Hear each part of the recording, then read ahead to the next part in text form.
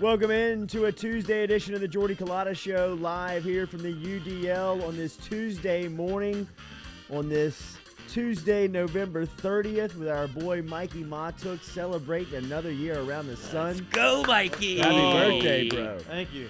25. You get yourself a new coach for your birthday. How you like Hey, it? just for me. I talked to right. Woody. He said I'll do that for you. Here you go, man. Why not? Celebrate it with Brian Kelly. We'll talk all about it coming up here on the Jordy Culotta Show. Stick around. We are going to talk to a ton of people here. Brody Miller is going to be by. He'll be here at 8:30 this morning. Mike Singer, who covers Notre Dame football for blueandgold.com, is going to stop by at 8:15 this morning. We'll talk to Singer. There is a press conference scheduled in South Bend, Indiana this morning on the University of Notre Dame's campus to announce Brian Kelly being out after 12 seasons. The all-time winningest coach in Notre Dame football history has accepted the LSU head coaching job. We will talk all about that coming up here on the Jordy Culotta Show. Greg Graber, who is the breathing coach for the LSU basketball team. Fired up about this one. Yes, a very well acclaimed author as well. Slow Your Roll is the name of the book that LSU basketball players have read, and they are under the direction of Graber. He will be here at 8:45, and Coach Kim Mulkey will be here at 8 o'clock this morning as Coach Mulkey's got the ladies rolling here to start off her tenure as the LSU head basketball coach. She's also been on a roll in recruiting, so looking forward to catching up with Coach Mulkey here as we'll have a chance to talk to her at 8 o'clock this morning. I bet she has some thoughts. Yes, she will have some Absolutely. thoughts. We'll ask her. I like talking to Kim. We'll ask her about, obviously, her thoughts on LSU's new head football coach as well. We appreciate you starting your day from him with us. What? What? Whoa. What? We appreciate you starting your day with us here on the Jordy There you Culotta go. Show. For him. By us. Hit that like, share, comment button. We appreciate that as you are here with us on the Jordy Culotta Show. If you're not subscribed to the channel, make sure and hit it. Daily, we're brought to you by True Blue Water, trubluewater.com to get on the delivery route. Majestic Coffee is our coffee, delicioussips.com. All of our guests via the phone line this morning, compliments of Metropolitan Health Group. Real doctors, real solutions. Charlie Harvey and Jason Ramazan over at Metropolitan Health Group. Shout out to the fellas for the support every single day here on the Jordy Culotta Show. And as always, Papa Earl's the official spice. All right, we had about an hour last night of giving our instant reaction to the Brian Kelly news. We love it. I loved it. And the more that I get away from it, the more that you kind of think about it. I think it's a better fit. I think LSU is really in a great spot with bringing Kelly in and gives a lot of credibility. If you really want to see in depth my thoughts, I had them last night. We'll get back into them this morning. But moreover, what was your initial reaction when you saw the news come across the wire yesterday, right around 7 p.m., that Brian Kelly was going to accept the LSU job? I had a similar reaction. I thought, I was like, this isn't. Like, it's obviously an unbelievable. He's an unbelievable coach, and he's done great. It's just, I don't know. I think some people get the mindset, and like he comes off a little bit as like, chest out kind of guy, like a fun sucker kind of thing. But I kind of like that. Like Saban kind of had that personality when he came here, and if you can win at Notre Dame and you can recruit there and you can get the athletes that can go there, I think it's a great hire. I think we're in a position, like we've talked about on the show plenty of times, that we're a win now. Like a coach can come in here and take the roster that we have and win. And I think what Woody was thinking was like, look, we can get this guy for, let's say, 7 years. He's older, he'll retire here, but we're gonna give him a roster full of athletes already. And the thing that we're lacking, he was the best at developing while he was at Notre Dame, which is the offensive line. He's going to come here and he's going to take those wins and those close losses and the losses that Notre Dame used to have in the postseason, come here and develop better athletes with the same system that he's already proven that works. I mean, they're independent. They played tough teams. It wasn't like they were in like a cupcake conference. Well, that's kind of the beauty of Notre Dame, is that they've been an independent. They have played an ACC schedule over the past couple of seasons, and they've also scheduled teams like Georgia over the past couple of years. I think this is a tremendous hire for a couple of reasons. All the reasons that you stated, I firmly am with you on. I think right now where LSU is and what's happening to the SEC when you're expanding and bringing in brands like Oklahoma and Texas and only strengthening, the toughest conference in college football, you've got to have a legitimate football coach. You've got to have somebody that you can count on that has a specialty in developing players and running a program. And when I think of CEO-type models, CEO-type figures within football, I really think Belichick, Saban are the best at it. But that right there after that, I think Brian Kelly is in that.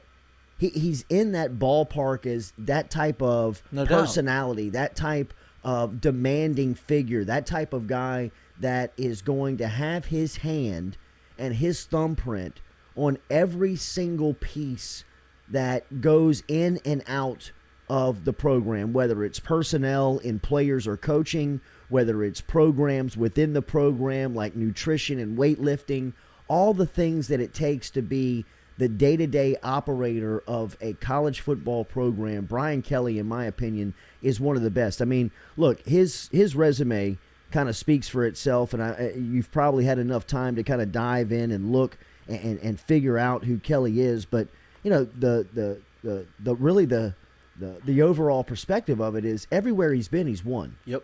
Everywhere he's been, he's won. Whether it's been Grand Valley State, whether it's been Cincinnati, or whether it's been Notre Dame for the past 12 seasons, where he's become the all-time most winningest coach in that program's history. And whether you like Notre Dame, respect Notre Dame, pull for Notre Dame, I'm not here to debate that with you. One thing that we can't debate is that football program has rich history.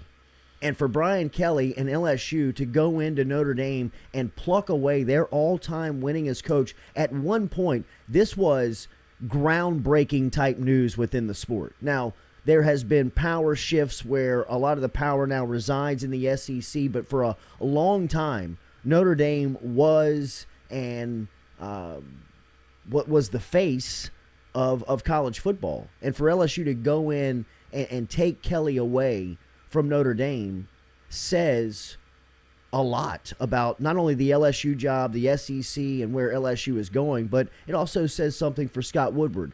But I agree with Mikey. Brian Kelly had squeezed the lemon as tight as he could at Notre Dame and gotten all the juice out of that job. Going to a national championship game, going to the college football playoff 2 times, and pumping out guys that are are NFL ready, but more importantly, bringing guys in to South Bend is the most impressive part of the entire scenario. If you've ever been to South Bend, Indiana, I mean, it is the armpit of the world. And for you to be able to attract talented football players to that city to play 8 Saturdays a year in the fall and keep them interested, because that's all you got, dude. That's all you got. Miserable. I'm telling you, I lived in Chicago for a summer in 2001, and me and my buddy loaded up and just wanted to go see Notre Dame's campus. And when we pulled into South Bend, I said, "You gotta be kidding me, man!" It's miserable. How in the hell is Notre Dame ever been good at football? I mean, how do you get guys? Here's the thing. To your points, he took over the Notre Dame program, and it wasn't. They were in the 6-6. They were like, and they were 6-6, and 3 years later, they were in the national championship game. And they were not Willingham? good. Yeah. Tyrone Willingham. Yeah, it was Charlie Weiss and Tyrone Willingham and him. But yeah, they were. No, other way around. Tyrone Willingham, Charlie Willingham, Weiss. Okay, but they weren't good.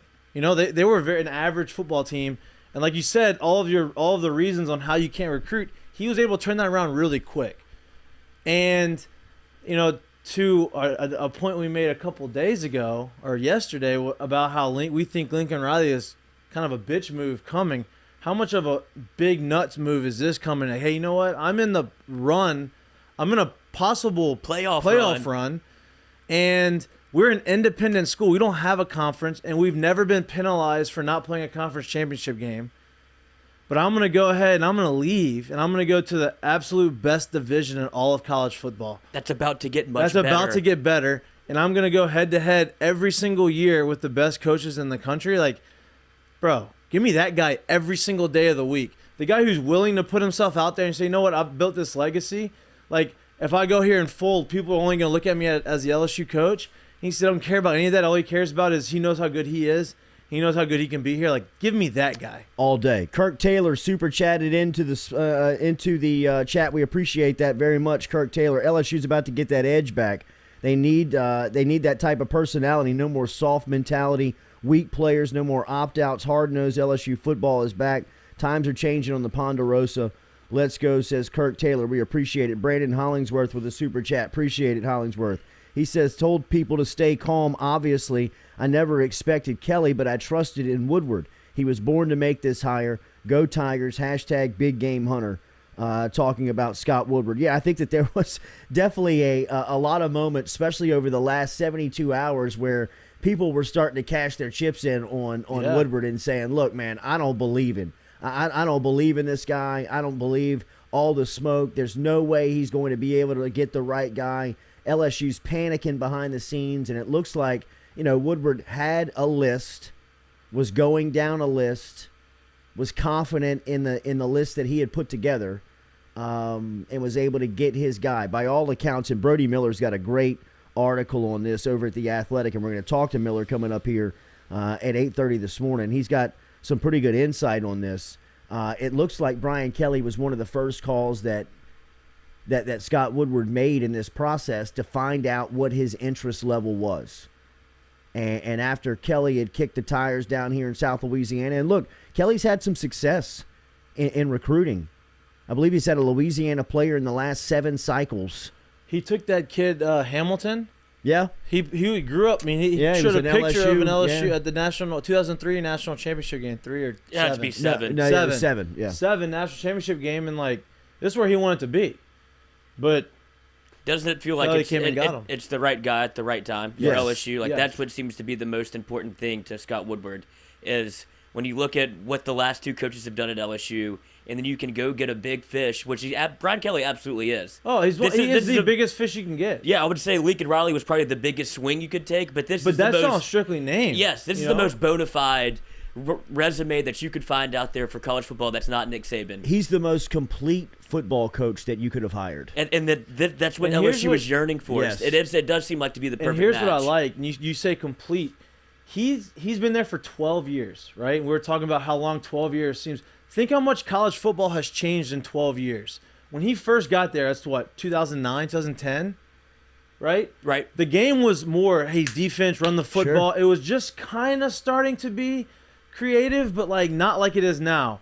He has adapted and been a top-level coach in every single phase since that point.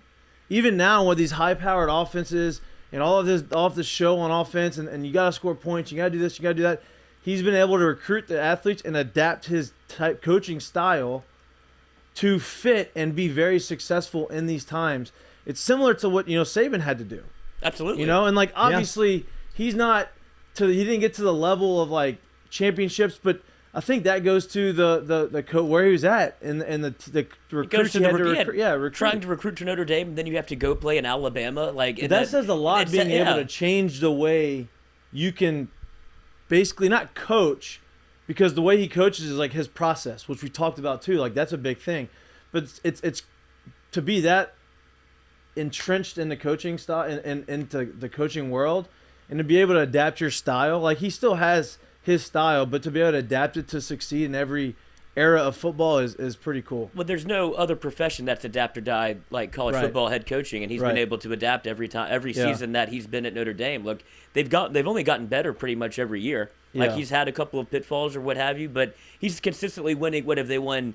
10 games? 10 straight for 4 years, I believe, is the number. Yeah, since 17. 2017. So 5 years of 10-win ball. And if you're an LSU fan, what more could you ask for? If you can get an LSU team to do that, probably if you're in the playoffs, you're going to the playoff, and if you get an LSU team in there, you got a chance to win it. Because if you're going to recruit at Notre Dame like that, and you can come to LSU and recruit even better, and you kind of keep some of these Louisiana cats around that it seems like he wants to, with the Corey Raymond and with an Austin Thomas, they're going to show him the lay of the land and how to recruit Louisiana and get us in the playoff, get LSU in the playoff and see what happens. You're going to be able to pop one time. No doubt. Did Brody Miller say like when the call was made? Like when did he say he was one of the first calls? But like when was that? It looks like it was very early on in the process when they reached out and established initial contact with him. But there was something going on with Riley and LSU last week.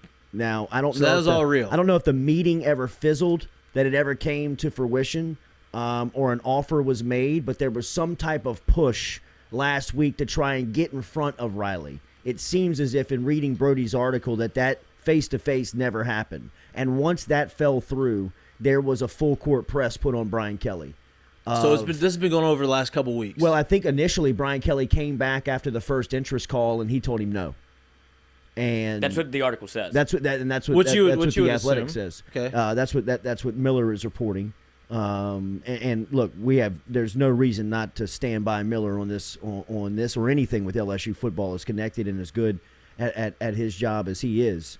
So he's reporting that initially LSU established contact early on with Brian Kelly in this process. Brian Kelly kicked the tires on it, looked around, called around, asked around, and came back to LSU and sounds like kind of told him a fragile no. You know, like, nah, I appreciate it. We're just going to stay here. But like the door's still kind of cracked open. If I don't get my guy, I'm coming back to see you, Brian. Come to get your ass if I don't get my guy. You didn't convince me. You didn't convince me. Well, he left his wallet on the dresser. So I am Ron. That's right. So Woodward kind of fishes around Jimbo again. It looks like Jimbo was the ace. That's who he wanted. I think that Jimbo was the guy that ultimately. Well, I mean, early on, but even to at the end. No, not to that. Okay. But like first. Oh yeah, right. So like he loses Kelly there at first. You know, kind of no, I'm staying, and he goes back to Jimbo, and he kind of sees what's going on more out there. He finds out that Lincoln Riley's on the market. He tries to set up a meeting with Lincoln Riley. That meeting never happens. Jimbo keeps telling him no, and he tells Brian Kelly, "You're not telling me no. You've been the first one all along." That's right. What do you think they offered him? I mean, I've seen like a bunch of different reports. But I think the years is probably as important as the money, and I think it's a decade. It's probably 10 years. And it's probably $100 million. It's probably somewhere. I would say it's $100 million. It's $100 million, probably with incentives to get him to around $10 million a year and move the market in college football. And I think that Scott Woodward, that was one of his pre-qualifications of taking the LSU job. The movement, and nobody will tell you this, and maybe the book that gets written, 30, 40 years from now when everybody can speak on this and there's no statute of limitations, or there is one that exists and you can speak on these types of things. I think Scott Woodward was in negotiation to take the LSU job probably a couple of years in advance to taking the job, where boosters reached out and said, look, Scott, Oliva is a bumbling, fumbling moron, and we're going to run his ass out of town on a rail, but we need to make sure that we've got you secure. Are you in on this? This is not going to happen tomorrow. It's not going to happen next week. It may not happen next year, but it's going to happen, and we need to know you're in. And Woodward probably said, look, guys, I'm in, but here's the things that I have to have. You better build me a war chest so when I need to go out and hire a football coach, or I got to go make sure that I can get a seat at the table with Alabama, Texas A&M, and the money that I know now exists in the SEC, because I'm sitting over here at Texas A&M and everything's just one phone call away, that you better make sure that I can go get whoever I want at any point. Yeah. And I think that, the Richard Lipsys of the world and his podness, you know what I mean, which Rally he runs with a thick-ass circle with some fat-ass pockets, you know what I mean, have been building this war chest for Scott Woodward for probably 5 years, 4 or 5 years, to say, hey, look, man, here's $300 million worth of cash. Do whatever you got to do, man. Jeez. Go get whoever you got to get, buy out whoever you got to buy out. You can fly anywhere you need to in the world and negotiate with any football coach that you think fits at LSU. Go ahead. And I think that's where, that's what this was. Yep. He's got the power and he's got the money, he's got the backing to sit down with Brian Kelly and say, Brian, you're not leaving here without being the LSU head coach. You need to tell me the number on what it's going to be, and we're going to get there. Because when you look at the buyout money that he already had that he's already spent, that he had to basically say, look, I'm doing this so I can do this. It had to be a move this massive, right? If you're Scott Woodward, if you're going to spend all of this money in buyout options to make sure Coach O kind of goes away peacefully into the sunset, baby, and he walks out the door and gets to have his moment, you make sure that all that's paid for so you can make a gigantic leap, right? You can't really make a hire that's not that big. It had to be a big splash. If you're going to spend money on the front end, it has to show that you've been kind of planning for something on the back end that's massive. So the splash was almost as important as the hire, just because it makes sense it makes donors happy. It makes the people that put the money up happy because, okay, this is what we've been investing in all along, was to get somebody this big to LSU and somebody that can absolutely, I don't want to say change the culture, but change the culture.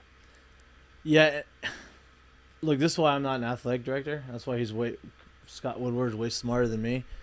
We kept talking about all the candidates, and we kept talking about like Napier and Aranda, and like I said, I wanted Napier, and yeah, obviously that was my guy. But like, I guess in my head, I wasn't thinking, oh, he's gonna go to the. You think of Brian Kelly like you think of Saban, like he's not leaving Alabama, he's not leaving Notre Dame. So like those names never came into my head, and so when we talked about, oh, what do you think he's doing? He did tier it. He's like, I'm gonna tier it with the untouchables, but I'm going to start at the untouchables, who people think that nobody can go and get, and I'm going to go there, and he never even got below that tier of coaches. Brown Bear 765 with a super chat in that says, good morning from the world's finest Navy in Norfolk, Virginia. New era of LSU football, LFG, exclamation point. Appreciate the love and the support. Good morning out in Virginia, bro. I've been in Norfolk. Good spot? It's all right. It's gotten better. We play. They have a AAA team there. Brian and Annie Penton said it's going to be a fun trip to 2024 in Las Vegas. Get your popcorn ready for LSU USC. That does sound like it's going to be a great one, just to go see for just now with these storylines. Well, the smoke isn't going to die down around Lincoln and LSU, right? Like that's going to be the LSU's fans' first chance to sink their teeth into Lincoln, and I'm sure he'll get called every name under the sun while you got Brian Kelly saying, I'm the one that ran to this fight and you ran away. That's in what, 2 years? 3 years? 3 years. We'll know. I think we may play before then. Well, it's on the. Oh, you talking? No, about I'm talking about like a playoff or something. Possibly. Like I think Lincoln Riley can turn them around quick, and we're obviously there. Rich Hyde says the other day, Jordy, you said Kelly would not be a good fit, and now he's the right guy. Rico Delgado said Jordy saying Kelly is not a good fit. Now he's loving him. Look, I was saying that Kelly initially, when his name came up, that from a personality standpoint, he wasn't going to be a good fit. But you know what that counts for, right? Zero. That counts for nothing as far as being able to, culturally and from a personality standpoint, fit into the demographic and fit into the area. You know what soothes all that, right? Is winning. And I think that Brian Kelly, first and foremost, is a winner. And the fact that some people will, criticize this hire because of his personality, I think is very short-sighted. Because there are going to be times that Brian Kelly comes off very unlikable.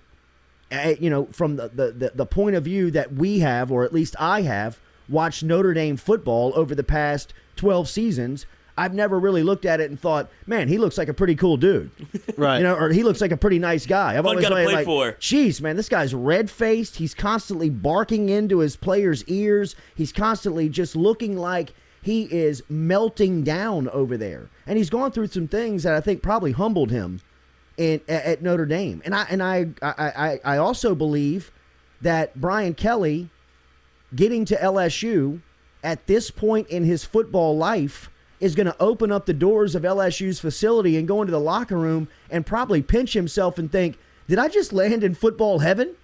Where I got wide receivers that look like Chris Hilton Jr., where I got defensive linemen that look like Mason Smith, where I got guys that I can look at like B.J. Ojulari, who's coming back as a defensive end, and all these guys are in the same locker room, and this is considered a down roster on LSU's team? No doubt. I think that he's recruited at a high level. He's gotten a ton of players to South Bend. He's won at a high level at Notre Dame, but he's squeezed the lemon as tight as it can be squeezed, and all the juice is out for the Irish with Brian Kelly. He's never going to win a college football playoff championship there. He knows that. He's courted out some of his best teams over the last 5 years, and he's kicked it off against Georgia, Alabama, Clemson, And in a lot of those games, the difference is talent. It's just palpable. You can see it. It's blatant that both sides are very well coached, but the better players are just on the SEC side, or it's on the Clemson side.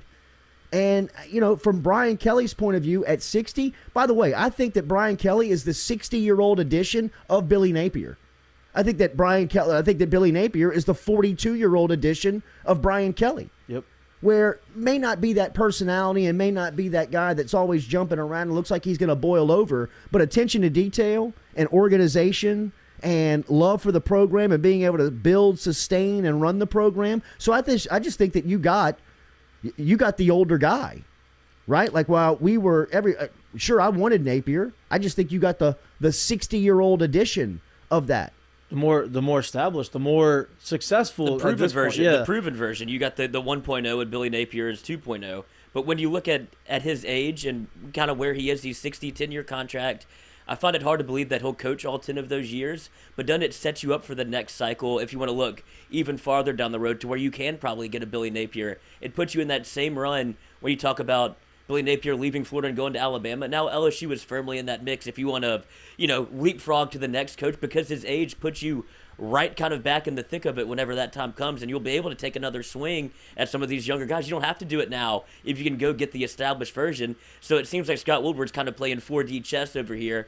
Like, I don't have to have the young guy now if I could get the old guy, get him for 5-7 years, here's the and thing. Get a championship. He's old, but like 60's not that old anymore. Like he looks good. You got 5 to 6 years of highly motivated, elite level coaching from Brian Kelly left. That's a tough. 10 years in Baton Rouge as LSU's football coach is tough. He'll age rapidly, even with success. Yes, even with success. I mean, you have seen it. You can feel it. We've all lived inside this pressure cooker for a while and understand what LSU football means to the community. But I think that you've got a highly motivated, elite level coach in Brian Kelly for the next 5 to 6 years. Which, if you look at the future of the SEC, man, hey, I'll pack up and ride with Brian Kelly and go fight Nick Saban, Jimbo Fisher, Sam Pittman, Kirby Smart, Billy Napier, Lane Kiffin, Mike Leach, any of these guys. I'll bet on Brian Kelly. Yep. I'm good to ride in with Brian Kelly and say, look,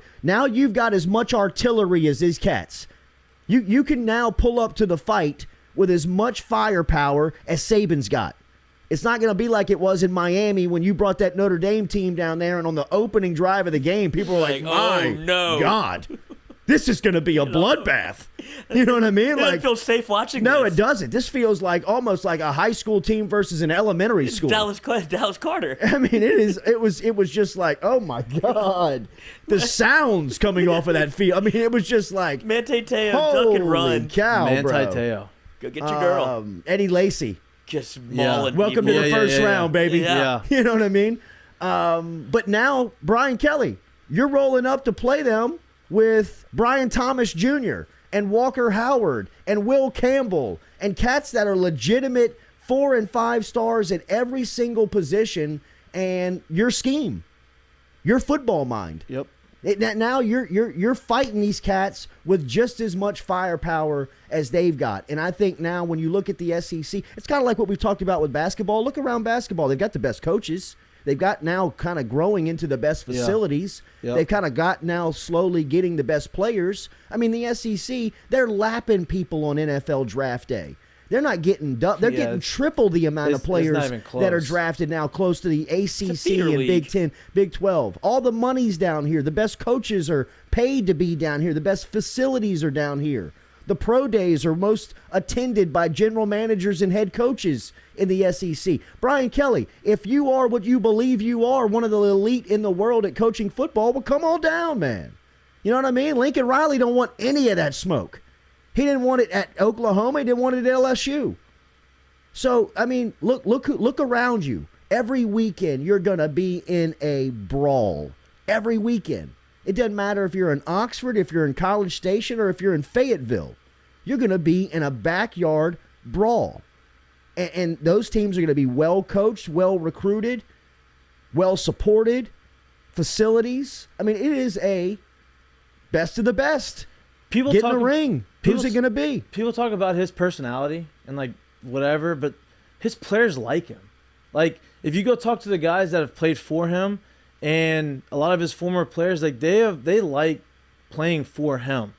So I feel like his personality, like people didn't like, the or rough whatever, exterior, is just for the, like, bro. You know, I remember so many people early on just talking about how big of a jerk off Nick Saban was. How big of he's such a dick. Yeah, well, he's kicking everybody's teeth in on Saturdays, and the next thing you know, you look up and everybody in Baton Rouge is wearing mock turtlenecks. You know what I mean? Like, if he's so big of a dick, why you dressing just like him? You know, I mean, people will get over his personality very quickly if he wins. And that's just how it is. And LSU, it's been a long time since they've had somebody come down here and not be a character rather than being a taskmaster. Yep. And that's what Kelly is. He's not ripping his shirt off and jogging on the levee. We've had the guys that everybody likes. He's not wearing his hat on high on his head and eating grass. He's not doing that stuff. He's just getting his football team ready to play. And if they don't execute, he's going to chew somebody's ass. He's going to get after somebody. Daily, we're brought to you by Edward Jones. Our friend over there is Daniel Newman. Daniel.Newman at edwardjones.com is where you can find him by simply just emailing him. Or if you want to stop out and see him, he's in Central out there at Market Square right across from Stabs.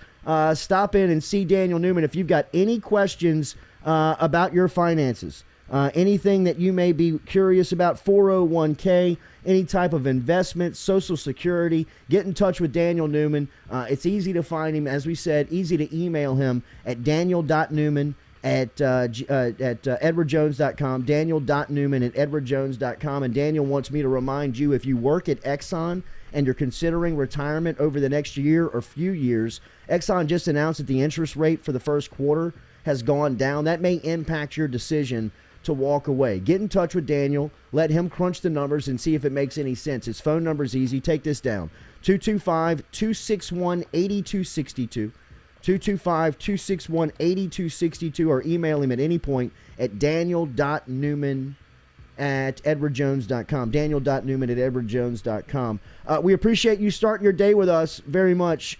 Make sure and hit that like button for us. Share, comment. We appreciate all the interaction here on Matuk's birthday as we celebrated here on the Jordy Culotta Show. We're also celebrating LSU finding their new head coach as it has been a long time coming. It looks like LSU is going to officially announce this on Wednesday. Like we said, Notre Dame has a press conference scheduled for early this morning, and we're going to go up to South Bend, and we are going to talk to Mike Singer, who covers Notre Dame football.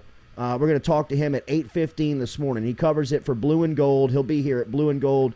He will be here at 8:15 this morning, just talking about what this last 24 hours has been like. There's a couple of Notre Dame football players who host a podcast called Inside the Garage, I believe it's called, a part of the Volume Sports Network.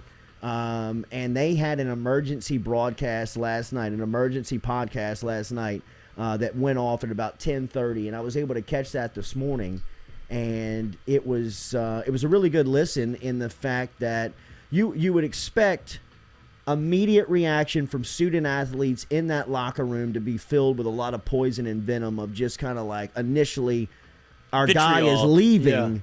But there was a ton of respect for Brian Kelly in that moment, which I think will put to bed a lot of what we talk about of his personality. Yep. That's what it did for me. It definitely softened that edge that I had about what people like Rico and some others in the chat were calling me out on, calling him a bad fit. And I appreciate you holding me accountable on that, because I do believe at times, like his personality is going to be tough to kind of watch, but hearing his players talk about him, and I recommend you go listen to it, Lloyd, if we can find a link and put it inside the chat, or if we can just at least have, it's called Inside the Garage, and it's on the Volume Sports Network. I listened to it on Spotify on the link there. But it was 17 minutes last night with 4 Notre Dame football players, and all 4 of them were very, first off, shocked. They were took stunned. About 45 seconds for them to get going. They were stunned in the news. But it was a cool platform for them to kind of give their emotion and feedback in real time. And it was very interesting to hear. And for somebody like me who kind of goes into this Brian Kelly equation thinking, I wonder if his personality is going to be a good fit. Now, like I said, winning will cure all of that, but just getting over that hump from the early days and to hear his team talk about him, hear some of his guys talk about him directly and just kind of how he's impacted them. And kind of some of the cheesy things that coaches say, and how it's Kellyisms. Yeah, right. How it kind of affects them. It's a pretty cool listen, and it kind of breaks down that wall, I think, of people that believe, that Kelly is just going to be kind of a, it wasn't a good riddance thing. Like they were shocked, and to the point where they were almost disappointed that he was leaving. And then you see how the news leaked of the 7 a.m. text message that got out there that he was sending back to the players, and he was very apologetic. Obviously, that has to be your tone. But they were more disappointed in the fact that, like, who in the hell on the team would do this? Like, who leaked this to the press about our own, like, internal business? They weren't mad about Brian Kelly really leaving. They were mad about the fact that their business got out into the public, which makes it seem like he runs a very professional ship. You can tell the type of program he runs by listening to what they're saying. Absolutely. And I'm going based off of what y'all are telling me. It's a great testimony for him. Yeah, for sure. And man, to have a coach leave up like that and this time in the season, like they have one loss. They have a chance to make a run, and he's leaving them. And for the players not to be upset with you, like to be upset you're leaving, but not upset at you, understanding and like respecting your decision, like, boy, that's a lot. You have to do a lot to earn that respect. Absolutely. Because is he going? I don't know if we know this, but is he going to leave Notre Dame like in the next week? He's not going to coach anymore. They have to name an interim. I don't know. It's going to be interesting to see how that works. One thing that did jump out when listening to that podcast is they were asked on who they believe would be next, and two of them said that they believe Kenny Freeman, Marcus Freeman, the defensive coordinator. I was going to ask. Interviewed at LSU. They were really high on him. Now these were two defensive players, and you usually ask guys that are on staff or at least on the roster of current teams. They usually want somebody that's in house because of just the effect that they have. And look, they give a pretty ringing endorsement for Freeman. I do think that the combination of Brian Kelly and Freeman in the SEC for a year or two would really be a nice start to Kelly's regime in the SEC. That guy, his defense really started to come on about a month in. It took him a little bit to kind of find his footing, but once he did, you can also hear the impact that he's had on players, kind of in the way that they talk about him. Not only do they give really glowing remarks on Kelly, but I mean they are real high on Freeman and kind of what he's meant to them. Here's what's funny to me is Scott Woodward tried to hire him. He said no. He didn't want to come here for whatever reasons he had. He wanted to go to Notre Dame. A year later, Scott Woodward says, "Oh, you don't want to come to LSU? All right, I'm gonna go hire your boss, and you're probably gonna come with your boss. So I'm going to get you anyway." Yeah, I'm going to get you this way. Yeah. But just making moves in the dark to be able to, now I'm going to kind of force your hand to LSU. But I would love for him to get here. I think Freeman's going to be on the open market, though. I'd imagine how respected he is. If Cincinnati loses, was it Fickle? He's a Cincinnati guy. Freeman would probably go back and get the first call to be the head coach there, if not at Notre Dame. So I think that Freeman is probably not going to be able to travel with them. I think the more interesting option is the offensive coordinator, because that's somebody that has kind of made a mark at Notre Dame and has been pretty successful there with Brian Kelly. I can report that we do have an official statement from Eli Ricks. I texted Eli Ricks last night and asked Ricks, let's tweet this and quote this on the way out here of Eli Ricks. And I texted him last night at 9:12 p.m. I said, any shot that this can get you back to Baton Rouge? And he said, no, ! We'll be staying in the portal. That is official from Eli Ricks after learning last night that Brian Kelly is going to be the coach. He did tell the Jordy Culotta show that no, he will be staying in the portal, was his quote after learning that Brian Kelly will be the next guy here in Baton Rouge. Possibly Kelly can have a conversation with Ricks. That was last night. That news was fresh. I doubt that Kelly and Ricks have had face-to-face or have had any type of communication, kind of in the short term of Kelly being the guy. So maybe he's got an opportunity to sit with him and talk to him. But officially last night when when he and I were exchanging text messages, that was his quote to me that I asked him directly, would Kelly keep you in Baton Rouge? And he said, no, he's staying in the portal from Eli Ricks' standpoint. So we'll see. Please hit that like button for us, dislike button, share button for us if you don't mind. Comment. We appreciate you being here. If you are not a subscriber to the YouTube page, make sure you hit that with a subscription and hit that bell, as we've been going live at some crazy times. And I will tell you that we are going to be moving our studio here in the next couple of weeks. It is our goal to be up and operating some point in and around Christmas, hopefully a couple of days before, but definitely for the first of the year to be live from the new DL. And can't wait. We are going to be live a lot more throughout the day. I can promise you that. We won't just be 7 to 9. We will remain 7 to 9 a.m. And we will stay in that time slot for sure. We're probably going to dabble a lot in 1 to 3. As we saw, we had some success last week with just kind of a pop-up show that we did. But our content, yes, a little dabble. Little sprinkle, just a little taste. Right. Little taste. I do like that. Yeah, but we are going to be, our content will be much more accessible. We will be much more... having new shows. My Matuk show is going to launch when we get into the new studio. I still have not had a title. Pick the title yet. So we got a lot of cool stuff coming your way. We're going to talk to Kim Mulkey here in a couple of minutes. We're going to talk to her at 8 a.m. this morning. And Coach Mulkey and the crew. I think this is one of kind of the stories that has has kind of been buried here in this coaching search and kind of the LSU football storyline of the season, is that the Lady Tigers are rolling. Tigers are set to play Iowa State 8 o'clock on Thursday night. That's going to air on ESPN2.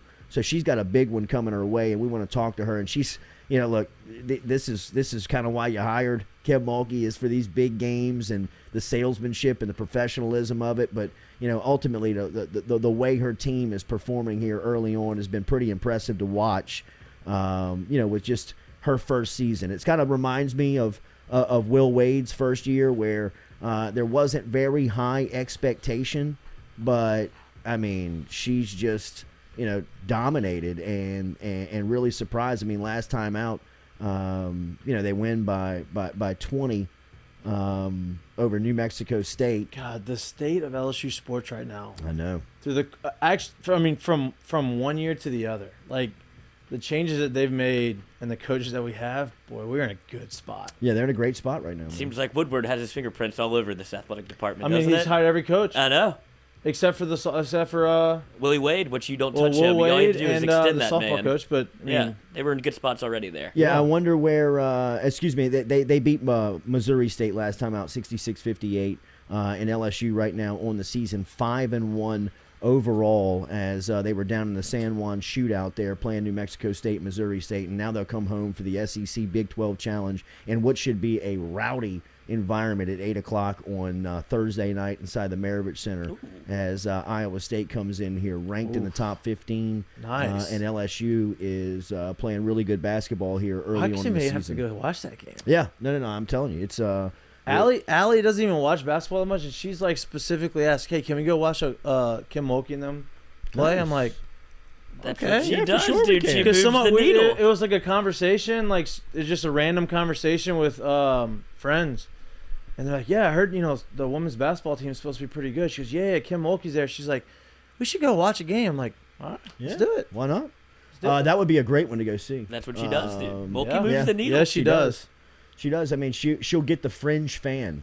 You know what I mean? Somebody that doesn't pay a lot of attention to what's going on, and she'll get you into the arena. And once you see her teams play, and once you see her on the sideline, it's very contagious. It's just very kind of infectious the way that it'll affect you. We'll probably make that 8 o'clock tip off's tough. Yeah, it's tough. That's a long. I wake up early. His birthday 32. Look at you, dude. Yeah. Too old now. I gotta go to sleep early. Aging. Sleep early, wake up early. Don't get my real age out there.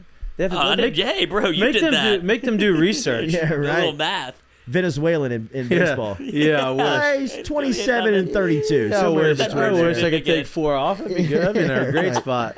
Hit that like button, hit that share button, hit that comment button. We appreciate that. Remember, daily, all of our sound is brought back to you by RMB Builders. RMB Builders. That is Rhett Bourgeois and his crew. We are going to meet Rhett over at the new spot this morning and point out a couple of things that I know he'll be able to help us with, because every project we've given Rhett, everything that we've heard about Rhett, all of the feedback that you've given us from RMB Builders has been really incredible, really positive, and that's the experience that you get with RMB Builders. RMB-builders.com. If you want to custom design a home and you want to build a home from just the slab up, something that you've been thinking about, dreaming about, let Rhett do that for you. If you just need some handiwork done around the house, if you need a reconstruction, remodel, if you need any work really done, get in touch with Rhett. Trusted.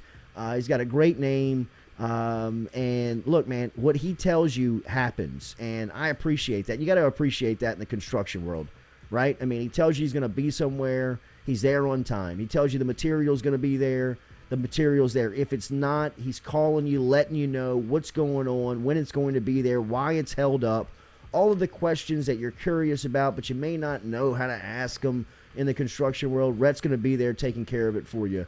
Trust him. He's been great for us, man. RMB Builders, RMB-builders.com. RMB-builders.com is where you find him online. So a ton to get to in the second hour here, as we told you. We are the second hour. Then we're going to talk to Mike Singer at 8:15 this morning. And Singer is from blueandgold.com. He covers Notre Dame football. We're going to talk to him about all the news that's happening in South Bend this morning. Notre Dame going to have a press conference this morning for Brian Kelly at 9 a.m., so we'll ask him what to anticipate there and get some thoughts on Brian Kelly's 12 years. I mean, Brian Kelly is leaving Notre Dame as the winningest all-time coach in that program's history. That's a hell of a bullet point on the resume, man. What do you compare this to, really? You don't really see coaches leave at this point in their I think it's in their coaching lives. I think this is the biggest hire LSU has made for the football coach in the program's history. Now, you didn't know Nick Saban was going to be Nick Saban when you hired him. That's the best coach you've ever had. Brian Kelly's the best coach you've ever hired. Very much like Mulkey, right? Like, I mean, Mulkey is the best coach maybe in any sport that LSU has ever. I mean, she's a sitting Hall of Famer. Yeah, she's a sitting 3-time national champ. While Brian Kelly doesn't have that. You know what I mean? But the winningest all-time coach in Notre Dame football history, to take him away where he's still got some, it's not like you're hiring him at 70, where he did what his success was, 10, 15 years ago. I mean, he's still in it. He's still motivated. He's still elite.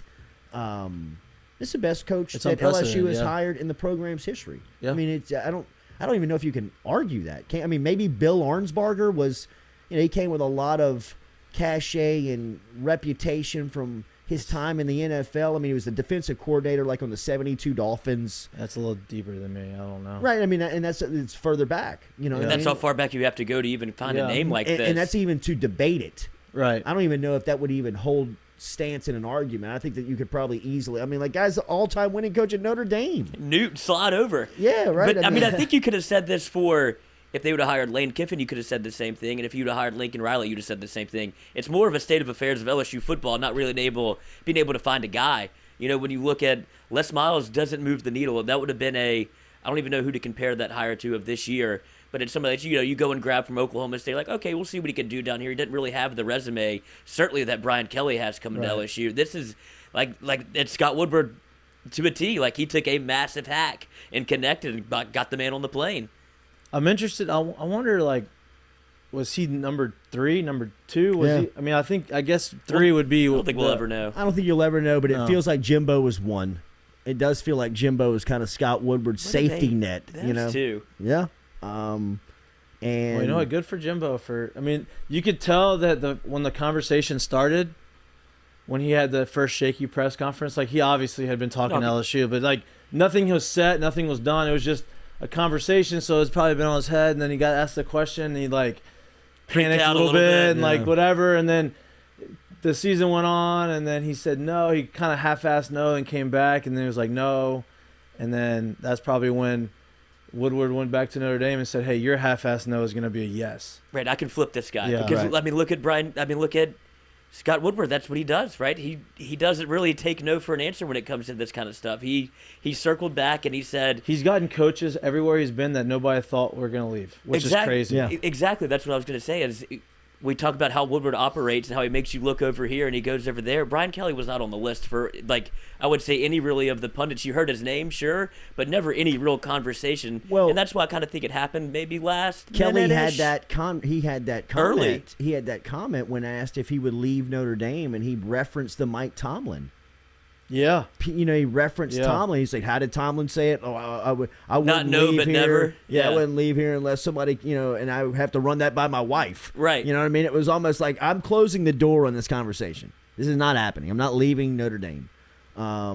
He said, "Let's a fairy godmother came with $250 million, and then I'd have to run it by my wife." Turns out $100 million will do it. Here's Scotty. And Scotty. Here's what's funny is I was earlier in the right Daddy at the beginning, waving the wand. Earlier in the process, somebody had, I think it was Peter Burns on Twitter or something, said because he's on ESPN and he's an LSU guy, and he was like, if I was Scott Woodward, my first call would be to Brian Kelly, and I was like, no way. Like, in my head I was like, no, like that. He wouldn't come here. And then that was the first time I heard his name, and then like that was my first reaction to it. Now looking back, like, man, he didn't give a fuck where he was at. He was gonna get him.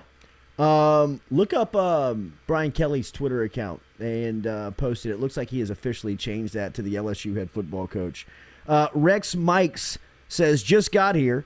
Born and raised in South Bend, Indiana. Live a mile from the stadium. Oh shit! He did. Everything's LSU. Advisor guy, watch out. Wow. And I am over. I'm over the shock and excited for the Marcus Freeman era to start at Notre Dame. Cameron Renfro says with the super chat of $5. Thank you very much, Cameron. I would rather have a hungry Brian Keller than a satisfied Jimbo Fisher. I think that's well said. Make sure you hit that like button, share button, comment button if you're here new. We appreciate that very much. And don't forget about Relief Med. Relief Med is online at RELEAF med.com. We're talking about medical marijuana, which has been legalized in the state of Louisiana. You've heard about that. And now it's time for you to get your Louisiana medical marijuana recommendation today. All you got to do is log on to reliefmed.com. That is RELEAF med.com, reliefmed.com, where they are a physician-led, experienced professionals connecting Louisiana residents to physicians for relief that they deserve. Or do you suffer from chronic pain, depression, PTSD, or any other ailments? In fact, all of the qualifying conditions are right there on a drop-down over at reliefmed.com, like migraine headaches or PTSD, seizures, sleep apnea, all types of Crohn's disease, chronic pain, epilepsy. Get over to reliefmed.com, hit that Relief Now button, and get your relief today. Get the recommendation and be in front of a pharmacy closest to you with a Louisiana board certified pharmacist. Once you get there, once you check out, use the promo code Jordy01. Jordy01, where you'll save 20% of your first buy. Relief Med, RELEAF med.com. We'll come back. We'll talk to Kim Mulkey. Got the Tigers right now rolling at 6-1. She's got a big one with Iowa coming in on Iowa State coming in on Thursday night. We'll ask her about her familiarity with the Big 12 opponent and what she thinks of her group here early on in the season. Recruiting, new football coach, tons to get to with Coach Mulkey here coming up next year on the Jordy Culotta Show, driven and powered by Go Chevrolet. He doesn't run his own Twitter. No, they don't. None of the coaches do, except for Lane. I mean, except for Lane. Could you imagine? He doesn't run it. He just has access to it. Yeah, he doesn't know the password. No chance. Like, get me. Change my profile picture.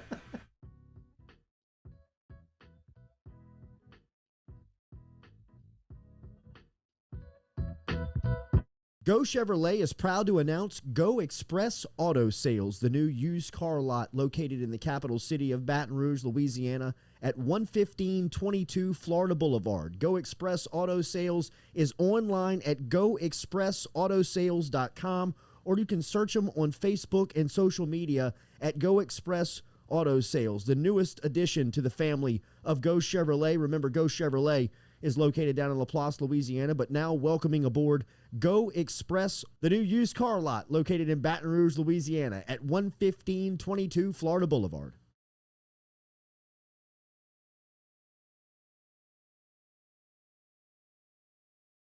Go Flow IV and Spa, 7970 Jefferson Highway is where you can find them, or you can simply go online to goflowiv.com.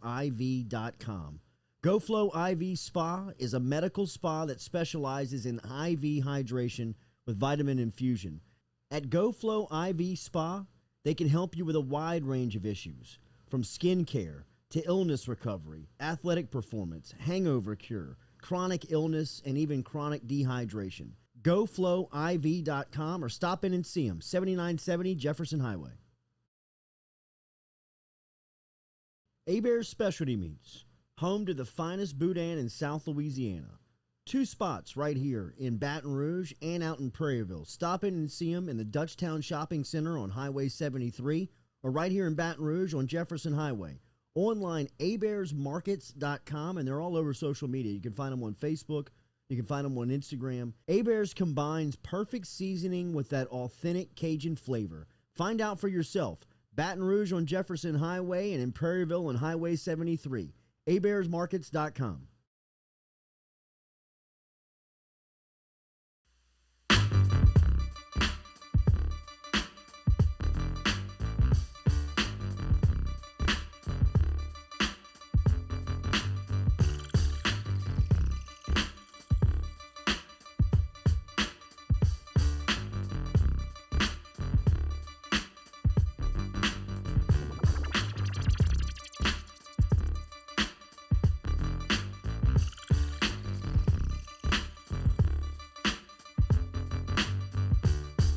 Happy birthday to you. Happy birthday, Mikey Bonchuk. Happy birthday to you. Thank you. Oh, yeah. Big breath guy. Like that? Yeah. Baseball years. There you go. Exactly. Oh, yeah. 26 in Dominican years. Right. Baseball years. Speaking of baseball years, our guy Kramer Robertson got the call late in the season by the St. Louis Cardinals. He was called up. His mom got the call in the offseason to be the LSU women's head basketball coach. She has got the program rolling here early in the season as we talked about the big one that they got coming up here versus Iowa State on Thursday. She also has her first radio show, call-in radio show tonight, which will, I believe, debut from TJ Ribbs over there on South Acadian Thruway. So it is good to catch up with the Hall of Fame coach here on this Tuesday morning, who has the ladies right now really playing hot early in the season. Coach, good morning. Thank you for the time. Well, thank you for having me. We got a lot going on. We got a new football coach, man. We got it all going on. Coach, what's it like for you to welcome in a new coach on campus? You were a new coach on campus at one point. What's it like? I know Brian Kelly has not touched down, but what do you make of the news of him being the next head football coach here in Baton Rouge? Well, we had a late practice last night, and when I finished practice, my phone was blowing up, and it was like, "Is it true, Brian Kelly?" And I said, "Well, that's news to me. I don't know. I'm learning as you're telling me." So I'm excited that if Scott Woodward believes in him, I believe in him. I don't know him personally. I know his history at Notre Dame, and for Scott to take old Kim Mulkey away from her roots at Baylor after 21 years and now go get somebody that's been at a place 12 years, it just tells you how important it is to him for LSU to get the right coaches in place and not just winning. I'm just telling you, there's more to just winning. Scott is kind of coming in here and putting his stamp on a lot. Look what he did with baseball and Jay Johnson, and I'm just excited to meet him. I hope I get to meet him real soon. Coach, Sports Illustrated, Ross Dellinger had a piece on you kind of behind the scenes of what got you to Baton Rouge, and it was a phenomenal read. Can you kind of take us behind the scenes what it's like in negotiating with Scott and Stephanie and the brass at LSU now, because they've got a reputation of kind of setting their sights on what they want and they go get it, and you were a prime example of that. Scott kind of said that when he introduced you, And like you just kind of alluded to, I mean, a lot of people thought that you were immovable in Waco. I mean, you were kind of this figure that was almost the face of the university for the longest time. What was those negotiations and those conversations like? Well, I tell people, and I've said it publicly, and Scott has heard me say this, I was the easiest and fastest hire he will ever make because of where I come from and who my people are. You know, y'all are my people. This is where I grew up. And so I was an easy hire for him. Let's just be honest. The first thing that you discuss is finances. You have to make a financial move that is better than what you have there. Although I didn't leave for that reason because I was getting paid great. You're seeing football coaches, guys that only have 2 years of head coaching experience, and because they may or may not have a connection to someone who's looking for a coach, they're getting these exorbitant amounts of money, and kudos to them. That's just the way the market is right now. So we discussed that. That was a quick discussion. Mainly it was take care of my coaches. And then, you know, realistic expectations, where the program is, what do you want me to do for the program, and how long it's going to take. And I know people want things yesterday. It just doesn't work like that. I've been fortunate to win, you know, championships quickly when I got to Baylor. But, guys, there's no blueprint for that. You have to have 2 or 3 good recruiting classes of your own, and to get those kids now, the big thing is getting them to stay. You know, you sign good recruiting classes, they're not happy, they leave and get in the transfer portal. So it was things like that, and I just related very comfortably to Scott. I don't know if it's a Louisiana thing, but it was not a long conversation. It literally might have lasted 10 minutes with him. The longer conversation involved Stephanie, and that's because we were talking about contracts. Coach Kim Mulkey, welcome home. 5-1 Lady Tigers here early on in the season. What has it been about the start of the season that's got you kind of – it feels like you're really trending in the right direction here to start it? Well, I don't know about that. What I do know is of course. Timing is everything. I wish I would not have played Florida Gulf Coast the second game of the season. I knew when I saw it on the schedule we weren't ready for that. They have a lot of transfers. Their style of play exposes me defensively. And but nonetheless, you learn from it. You move on. You keep playing, and we beat a good Missouri State team who's finished in the Sweet 16 of the NCAA playoffs the last 2 years. They just the previous night beat number 24 Virginia Tech, so that was a good win for us. You know, just the next game, guys, and our next game happens to be the first opportunity we get to play against the top-ranked team in Iowa State, and they, you know, dealt much misery to me when I was in the Big 12. It was always tough to beat them. They're well-coached. They throw all kinds of defenses at you, from a triangle and 2 to a box and 1 to a diamond and 1 to a 2-3 sagging man.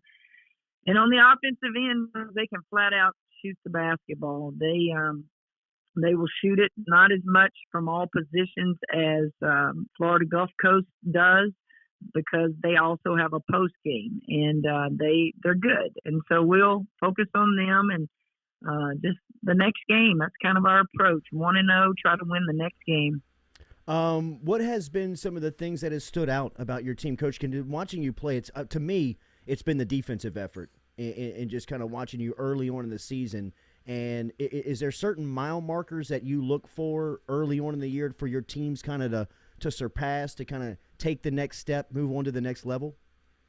Well, I think a game like Missouri State sends a message to them where I can break that film down and show them our goal board and show them what's good, what's bad. But I think if you followed my career, people will tell you her teams are always going to defend and they're always going to rebound, no matter how good or how bad we are on the offensive end. And I think that sends a message that our team is bought into, and they understand if you play defense and you rebound, you give yourself a chance in all games, even if the opponent is that much better. So, and of course, effort. You can't substitute kids who buy in and give you effort, and I feel like we're playing extremely hard.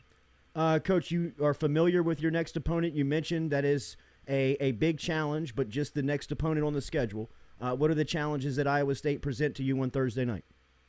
Oh, the three ball. Gosh almighty. They can flat out shoot the three ball. They're NCAA experienced. They're young on paper. There's 2 or 3 sophomores that are, big time players for them, but they got that ability. They have the chance to play as freshmen. So, they barely lost in a controversial ending to Texas A&M in the playoffs last year. And then Bill Finley, he's, been at Iowa State for years. His son is on his staff. They just have a style of play that will expose you on the defensive end, but we match up better with them than we did with Florida Gulf Coast because they don't have those players for Florida Gulf Coast, but Iowa State does.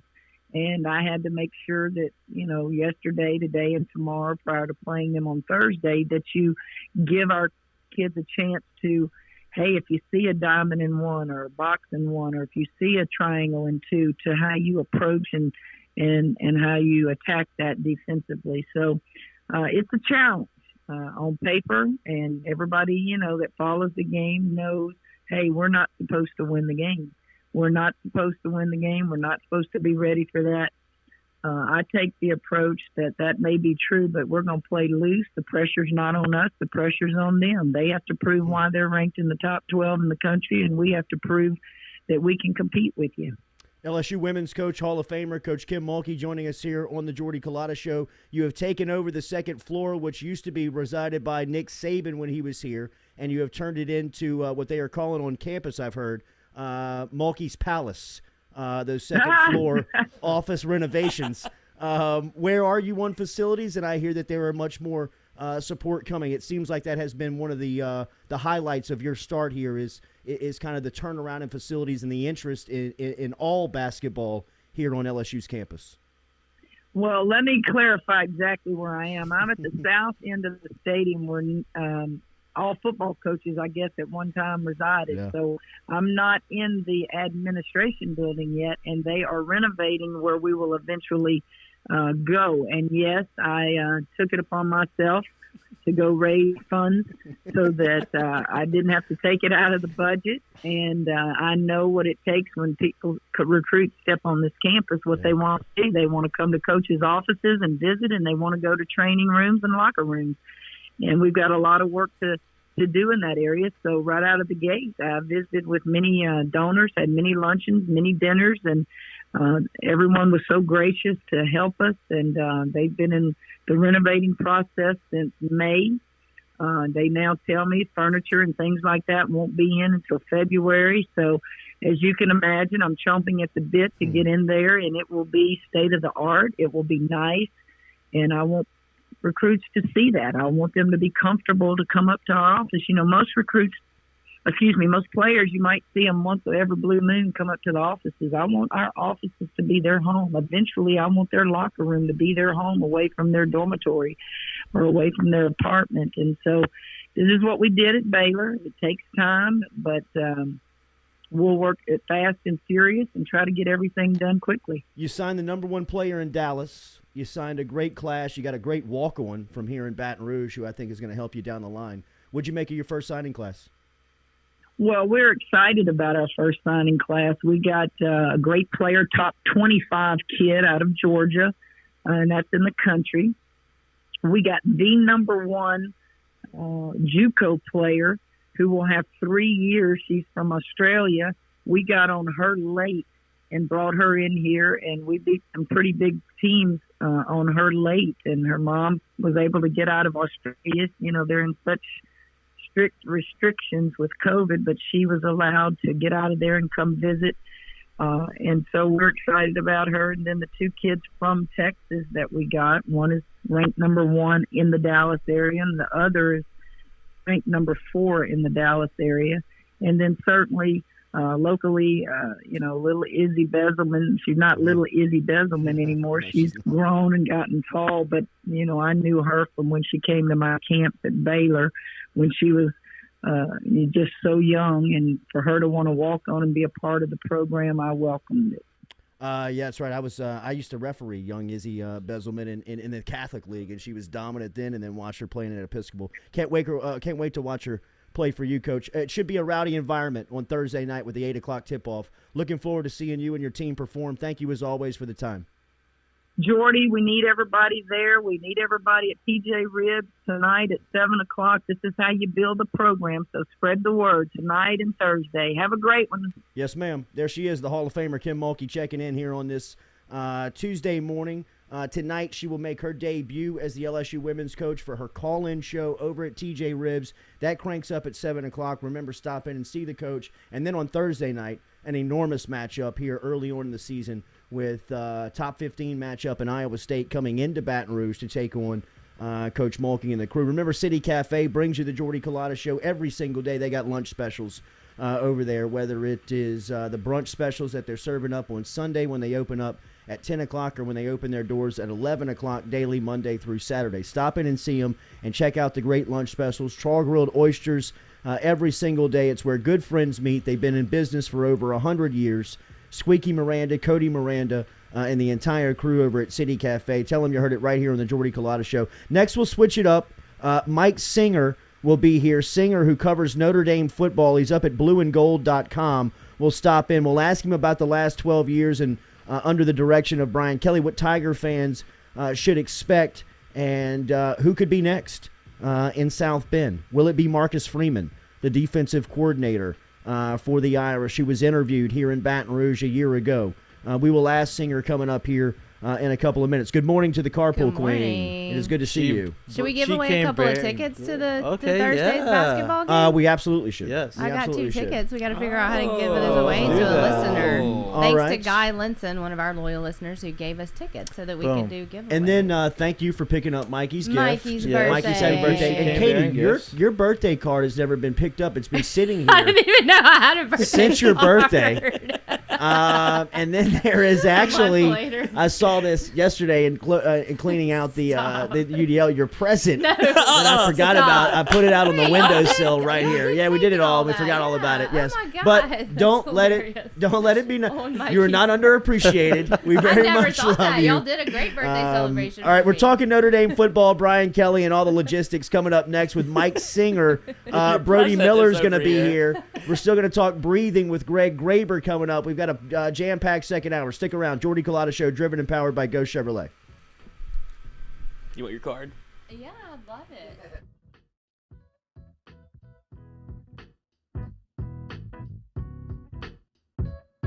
Gearing up for spring and summer down here in South Louisiana, and you want to keep your lawn maintained during these sunny seasons, get in touch with our friend Blake Abear over at Abear's Lawn Maintenance, where he says, you grow it, I mow it.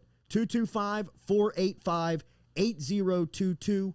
225-485-8022 is where you can find Abear's Lawn and Maintenance, the official lawn and maintenance company of the undisclosed location. Go Chevrolet is proud to announce Go Express Auto Sales, the new used car lot located in the capital city of Baton Rouge, Louisiana, at 11522 Florida Boulevard. Go Express Auto Sales is online at goexpressautosales.com, or you can search them on Facebook and social media at Go Express Auto Sales, the newest addition to the family of Go Chevrolet. Remember, Go Chevrolet is located down in LaPlace, Louisiana, but now welcoming aboard Go Express, the new used car lot located in Baton Rouge, Louisiana at 11522 Florida Boulevard. True Blue Water, true hydration at its finest. Right.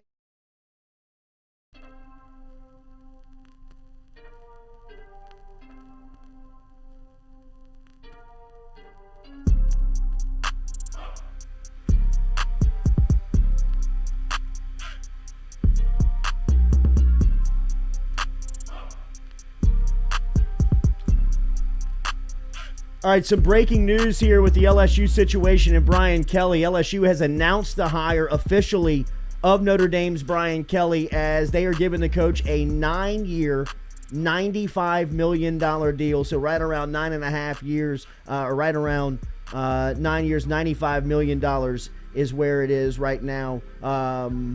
LSU says it's a 10-year deal at $95 million. And Brian Kelly will not coach the bowl game for Notre Dame.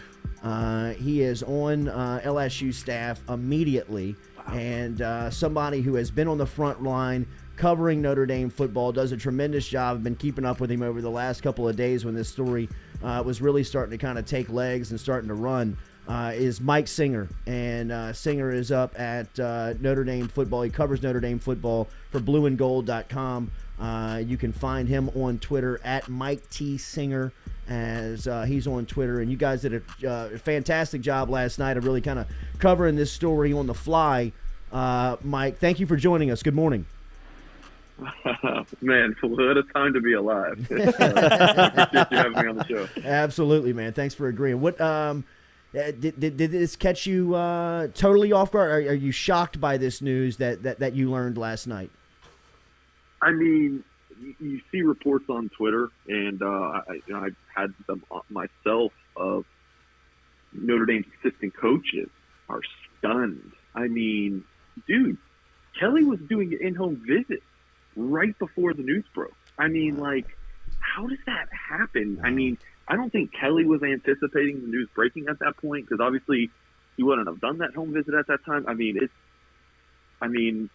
you guys know this. You're covering it on the LSU side of things. Like, in this industry, when you wake up, you have no idea what is happening that day. Right. I mean, That's right. That's right.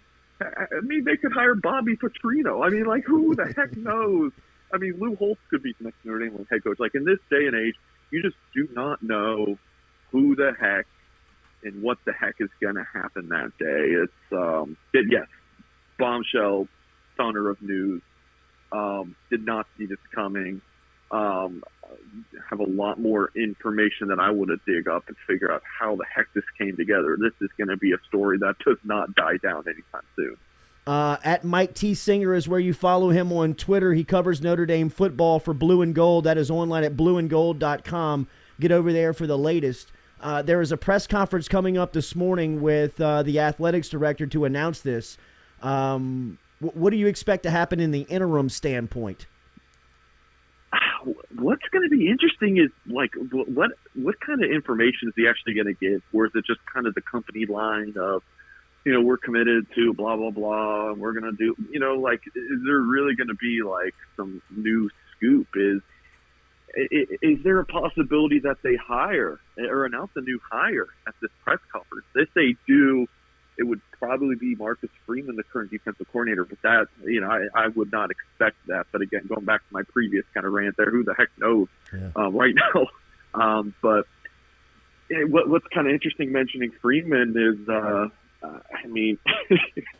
he was he chose between Notre Dame and LSU. Right. He picked Notre Dame because Kelly went after Freeman hard because he wanted someone to kind of disrupt things. Like, there were easier options for Kelly, just to promote an internal guy, as Kelly usually likes to do. That's what he did with the current offensive coordinator and the defensive coordinator before Freeman, just kind of promote your top assistant.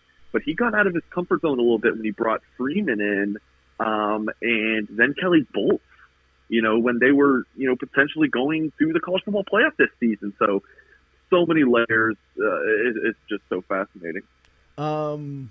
What does LSU get in Brian Kelly? How would you summarize Brian Kelly, the football coach, in just what LSU is signing this morning? Stability. That's so. If I could sum up Brian Kelly in one word, it's stability. He brought stability to the Notre Dame football program. I mean, the early 2000s, before he took over there in 2010, it was just not in a good place. And like, at that point, if you're a Notre Dame football fan, you're just like hoping for a 10-win season, and now it's 10 wins just not enough. I got to remind Notre Dame fans, hey, look at Texas. Yeah. I mean, they have like seven lost seasons more often than anything else right now, and that's a blue blood college football program. So, there was the outlier 2016 season when Notre Dame went 4-8, and that was obviously a terrible season. But otherwise, I mean, it's like he's gotten the Notre Dame football program to where it's national championship or bust for a lot of fans, and that's kind of the expectation there, is to win national championship. So, I would tell LSU fans, I wouldn't expect like a grinder unrecruiting like I cover football recruiting, so in Notre Dame's rare battles against LSU, Ed Orgeron he was after it on the recruiting trail. Like I remember there was a 2022 tight end recruit who LSU offered, and Orgeron was on the horn with them right away. Like that same recruit, he didn't talk to Kelly until he committed. So I don't know if that changes when Kelly gets to LSU. He's going to be more active in the day-to-day recruiting. I don't think so. But he's good when he recruits. He's great on visits. He's great in homes of parents and, those families. He does a great job. That's been my thing with Kelly. He's great when he recruits. He's just not that day-to-day active grinder in recruiting. Like an Ed Orgeron, in my opinion. Maybe those closer to the program would disagree with me, but just kind of from my 10,000-foot view and cover Notre Dame, I thought Ed did a good job in day-to-day recruiting, like a Lincoln Riley. Like those guys just kind of are dogs on the recruiting trail. That's just not Kelly, but he brings stability, vision, good football mind on both sides of the ball. I mean, it's a really strong hire for LSU. Is he more of a developer of offensive linemen or quarterbacks if you had to break him down from a position group? I'm sorry, can you repeat that? My phone is buzzing here. I bet. Would you break him down more of a developer of offensive linemen or quarterbacks when you think of him as an offensive-minded guy? Well, the big thing about him at Notre Dame is that I think the reason why he hadn't won a national championship, he had good quarterbacks, good, serviceable, solid quarterbacks. Never first-round talent. Yeah. I mean, maybe, guys who have that talent, but never a first-round draftee. Ian Book was just their quarterback last season, old-timer from Notre Dame, most wins as starting quarterback in program history, but just not the guy who can put his teammates on his back and carry them to a national championship, because Notre Dame's not going to have this talent out wide that an Alabama or an LSU or a Clemson has. So you have to have that quarterback to make the guys around you look better. And he just has not been able to get that done at the quarterback position. It's kind of, the timing's so odd for this move, because I think the true freshman they have this year, Tyler Buckner, might be that guy. And it just kind of felt like Kelly was going to ride off the sunset with Buckner, and his whether or not he was going to win a national championship would depend on Buckner's success. But obviously that's not going to happen. So it's kind of a long way to answer. The quarterback position has been the struggle for Notre Dame. And again, good quarterbacks, but they've needed that position to be the driving force to lead them to a national championship, like Joe Burrow in 2019. I mean, that was, in my opinion, that was the best college football game I've ever seen. Notre Dame just has not had that level of a quarterback, and not anything close to it. So he's just a good football coach, just all around, knows the game, again, both sides, offense, defense, special teams. It's a good get for the Tigers. Mike, people make a big deal about how Brian Kelly's personality and how he's kind of like a kind of get on you kind of guy, doesn't really all business. But I guess this would be a two-part question. His players seem to respect him a lot, like him a lot. And have you seen his personality kind of evolve and change from the time he got there till now? Yes. I think he's a lot more likable than he used to be. I mean, he had to kind of go through a transformation himself after that 4-8 season I mentioned in 2016. I mean, early in his tenure at Notre Dame, I mean, a lot of social media memes and whatnot about Purple Face Kelly when he was just going ballistic on the sidelines and his face is purple. And now he's, see him on the sidelines a little bit more calm, stoic. Players, tons of respect for him. I mean, again, he just kind of built Notre Dame into a program where, he's just a figurehead. All these recruits I talk to will tell me, man, I can't believe I just talked to Brian Kelly. These kids just think the world of him. I think he's definitely become more of a likable guy here. He's good with the media. Even though he kind of made a joke here in the past couple weeks about, he's not leaving Notre Dame. It would take $250 million or something. And here we are. It didn't take quite that much, I guess. 95 will do it. 95 million will do. 10 years. Last one, Mike. I know you're very busy. We appreciate your time, and you got a very busy day ahead of you. How much longer do you think Kelly has left? Oh, wow. Well, what's interesting is a few years ago, he talked about, and I wish I had the exact details in front of me right now, but a few years ago in a press conference, he was asked about Notre Dame scheduling with Ohio State. In the next year, they play Ohio State. So I want to say it was next year they were talking about it for the game. And maybe this interview was 2015 or 2016 or so. And he made a joke that, I'll be watching that game, on the beach with a Mai Tai in my hand. And here he still is, and now signing a 10-year deal. I honestly thought that, his time, I thought he was going to retire at Notre Dame in like 2024, 2025. Him signing a 10-year deal, apparently, he wants to, coach into his 70s. So, I mean, so that's kind of my perspective on it. I have got no idea if he'll last, his whole contract. I would lean not just because of this day and age. But, again, I keep saying it's a great get for LSU. He's a great football coach. The fit is just kind of what's interesting to me. Yeah. I mean, LSU is that's a different world. He's never coached in the South. The LSU demands that. If he thinks Notre Dame's fan base is crazy, he's got a whole new world coming to him.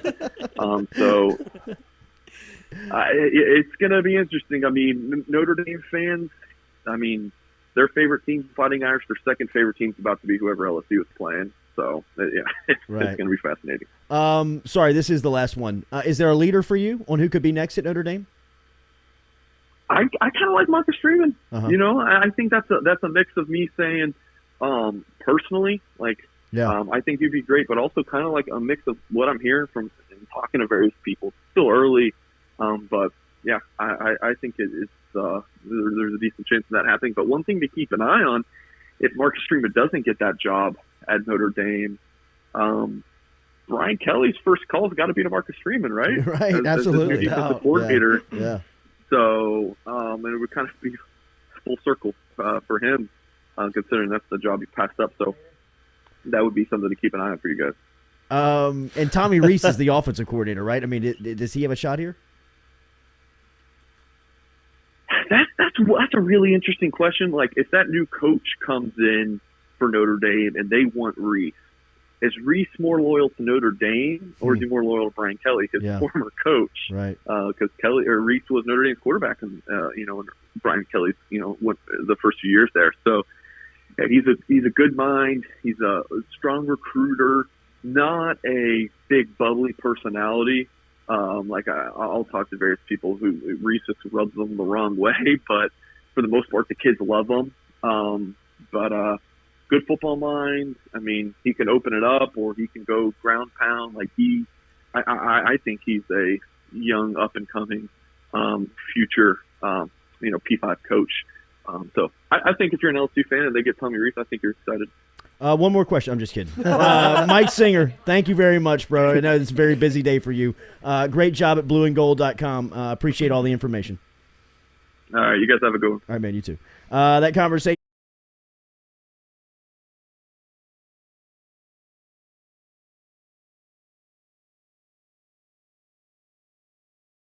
It's do-it-yourself for selling your house. Welcome to the days of empowered real estate. This is not for sale by owner. This is Falaya, where they offer you exposure on places like MLS, Zillow, Realtor.com, and all the major sites. Download the app today at the Google Play or Apple Store. Download the Falaya app or online at Falaya.com. Barrett Blondo, call him 225-939-6153. The LSU side of the story next. Brody Miller from The Athletic. Come back with us. Jordy Culotta Show, driven and powered by Go Chevrolet.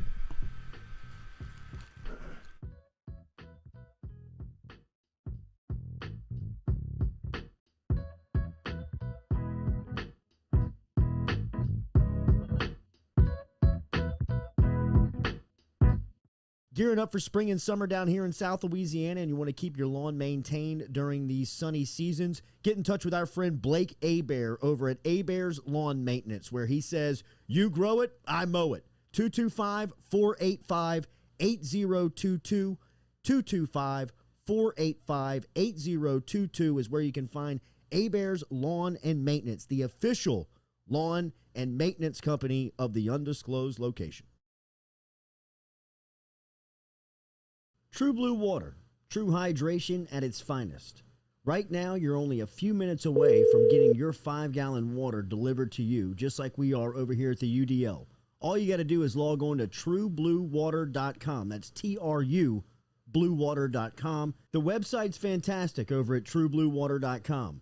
You can get your service and find out how quick it is. You can schedule a delivery, even hop on the billing system right there at truebluewater.com. TRU bluewater.com.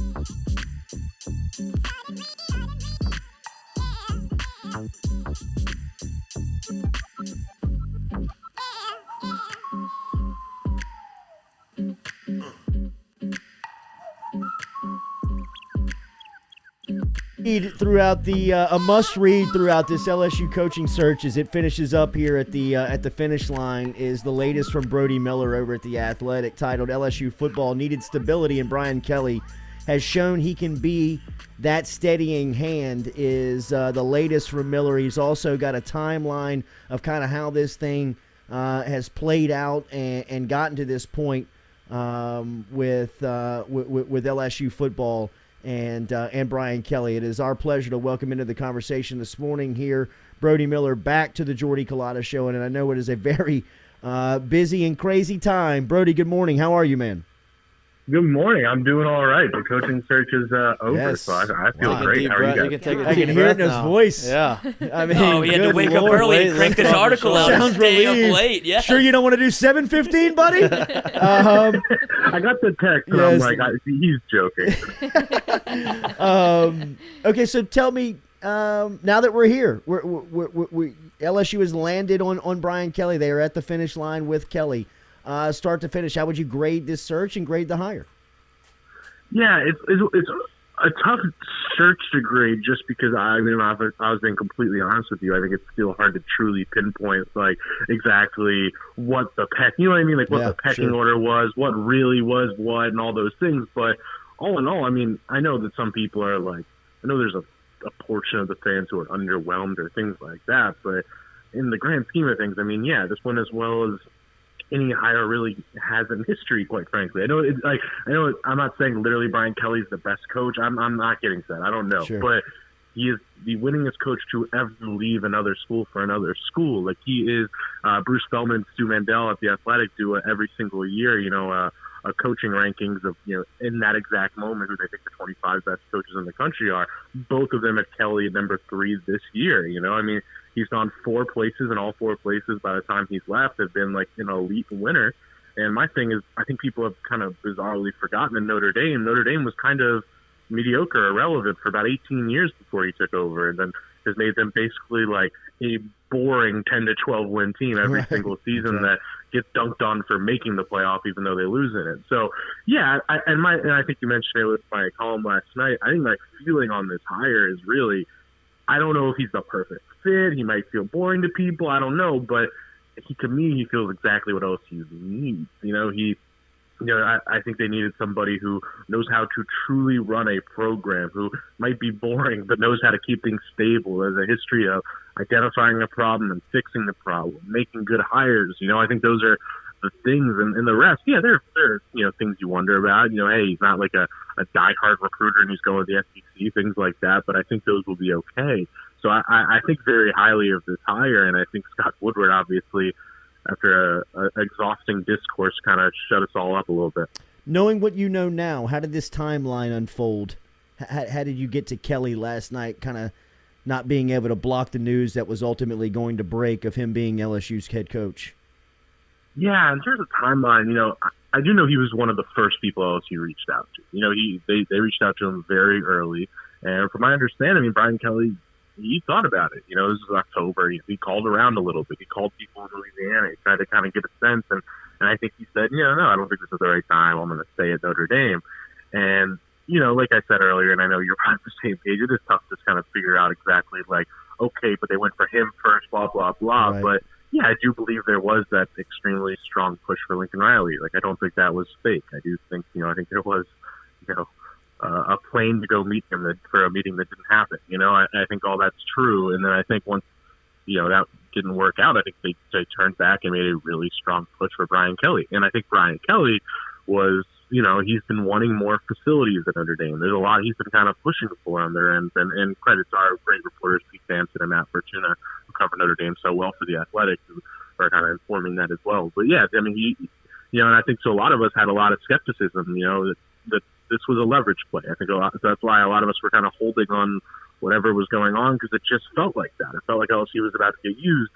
But quite frankly, at the end of the day, yeah, I mean, I was surprised. It came together really fast. And in about a day, all of a sudden, Brian Kelly is now getting paid roughly $100 million after incentives, and he is going to be going to the best facilities and all these things that he didn't quite have at Notre Dame, surprisingly. There are some reports on there could be carryover on the staff or some holdover on the staff. Have you heard any reports on what might happen from assistants?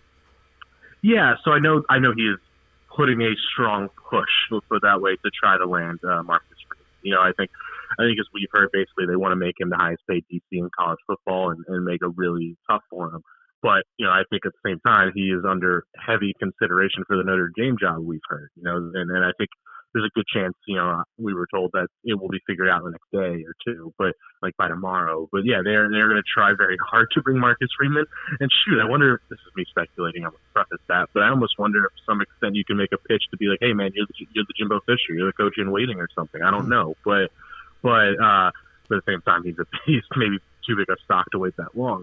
But, and then, yeah, I think Tommy Rees is somebody who is a Brian Kelly guy. He is a Brian Kelly loyalist. So I have heard indications that there's a good chance he comes over, but I won't pretend that's done or anything like that. Brody, take me back to last week and you writing about the plane ride to Norman on the meeting that never happened. Did you learn anything more about what potentially went down with the Lincoln Riley situation and negotiation between LSU and Riley? Yeah, you know, I think the toughest thing with that is it's tough to really determine, and I won't pretend to know if he just flat out was playing LSU or if, you know, yeah, I mean, sometimes things are in the middle, right? There was real interest, but he was playing, like, you know, using two sides and then ultimately made his decision. I tend to think sometimes usually fall in that category more than just like, hey, you spent all this time completely playing them. But you know as well as I, there were a lot of very influential people in the state and boosters who sincerely believed they had Lincoln Riley. You know, they really thought they had it done, and I know a lot of people ran with stories saying it was done, which, you know, that's a different conversation. But, you know, I think there was real conversations that weren't, you know, fake. I think there were real conversations down the line that would make a lot of people think this was really happening. But at the end of the day, yeah, it seems that, you know, and one of the things I heard throughout that was, you know, hey, you know, maybe he doesn't exactly feel Oklahoma's ready for the SEC for a bunch of different reasons. Not just like, hey, I don't know if we can win, but, you know, facilities, you know, resources, all that stuff. That was something I'd heard kind of a few times. And in some ways what ended up happening kind of backs that up, right? That, you know, he's actually leaving the SEC in general in that sense. And now he's going to USC where, yeah, you're an offensive guru who is now going to be paid well and be in LA and get these, you know, star prospects. It does make sense. But, yeah, I do think LSU lost that battle. You mentioned some of the reporting that came out around Lincoln Riley. When you see those things flash on your Twitter, do you get a shiver down your spine? Like, did I miss something? Did I not get a scoop? Or you just kind of take it for what it is at this point?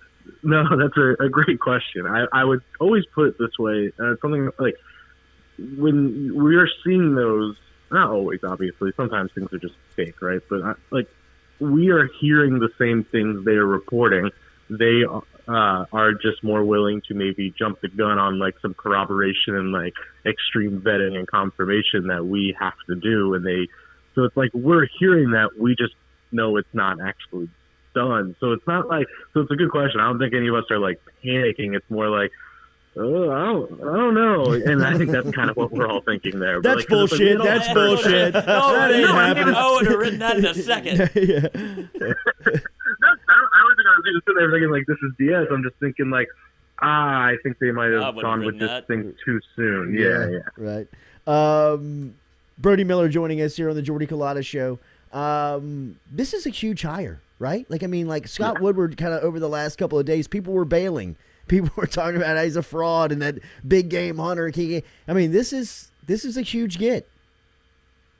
Oh, absolutely. I mean, it is funny seeing how many Notre Dame fans are in my DMs telling me, man, Brian Kelly sucks and we're happy he's leaving. But, I think that's always going to be the case when anyone's there that long.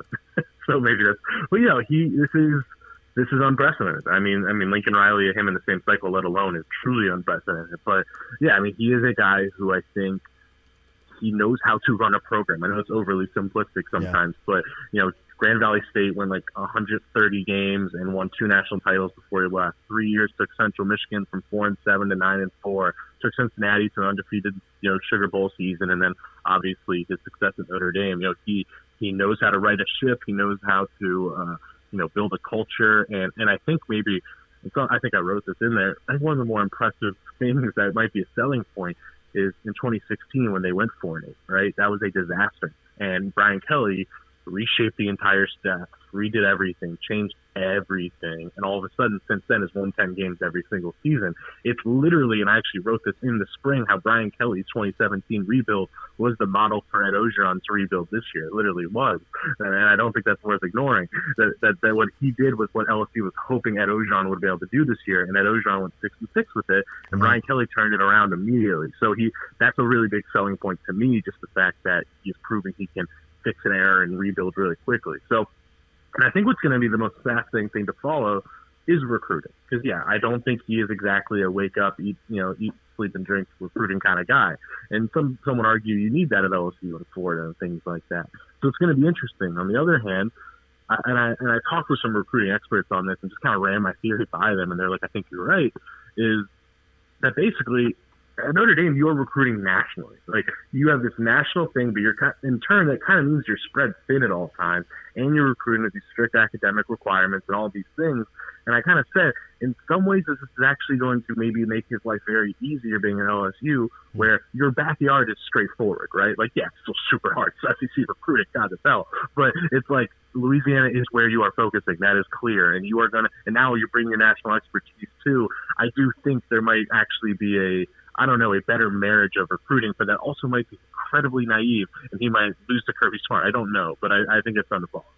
Well, when you talk about recruiting in the SEC, you saw what happened with Dan Mullen at Florida after he was essentially brushed recruiting aside. That's what ended up him losing his job. So when you look at Kelly coming in, do you think that some of that conversation was to keep LSU staff in place? When you look like a Corey Raymond who knows how to recruit Louisiana, when you look like an Austin Thomas who's obviously done the bit before and knows how to kind of manage LSU, are those people where they kind of in lockstep to stay on staff with Brian Kelly when he brought in? Was that a conversation you think Woodward had with him? I do think so. I do think, the Austin Thomas thing, even just for example, is something where that is kind of a good marriage. And granted, I think a lot of staff have someone kind of like an Austin Thomas, but still, he's a kind of unique role in a lot of ways. And he kind of gives that perfect, transition bridge kind of guy where you have somebody whose literal job is focusing on day-to-day roster management, those kind of things. Like, that is a pretty good marriage, for a head coach to have, like a Brian Kelly. And then, Corey Raymond is expected to stay on staff. I've also seen reports of Kevin Falk. I do think he's going to give Brad Davis a very good look, considering Brad Davis wasn't exactly, he's brought in at the last second and paid a ton of money. So I don't think he's somebody that just get rid of him. And I think they also have to look at Blake Baker, who I remember one staffer told me is the best recruiter on staff, so, and another guy with local ties. So, and I don't know if any of these guys will be kept. I mean, Brian Kelly has a long history with staff, but I think that's going to help. I think that's absolutely something. Or even, again, not predicting this, but even a Mickey Joseph, his brother coached under Brian Kelly for a while and obviously has those deep Louisiana ties. So these are guys you got to watch, and I think that will make a really, helpful transition for him, where it's like, especially with this 2022 class, hey, okay, those guys can help lock down 2022, but Kelly also now adds a new energy to kind of reassure them. Brody Miller, his piece over at The Athletic is a must-read for LSU football fans. It is an explanation on how LSU got to Brian Kelly, and LSU has made it official as the Tiger Twitter account has put out Brian Kelly in the visor. I don't know if LSU's ever had a visor guy. I don't think so either. I can't recall a visor guy. Got to sell a bunch of them. That's Turtleneck 2.0. Brody, do keep up the great work, man. I know that this has been a grueling process. Welcome to the finish line. Great work, man. Thanks for the time this morning. Oh, thanks for having me as always, guys. Take care. Later, man. There is Brody Miller checking in from The Athletic this morning with a great write-up on how LSU got here. As Greg Graber is going to be here in a couple of minutes. Graber, of course, is the breathing coach that Will Wade was referencing yesterday when Wade stopped by and talking about some of the breathing techniques that Eric Gaines was going through and some of the free throw breathing techniques that Graber has really kind of instituted into LSU basketball, and even for the head coach, who is getting teed up about once a night. He's on this technical. Let me have this little conversation with you technical real quick. flow.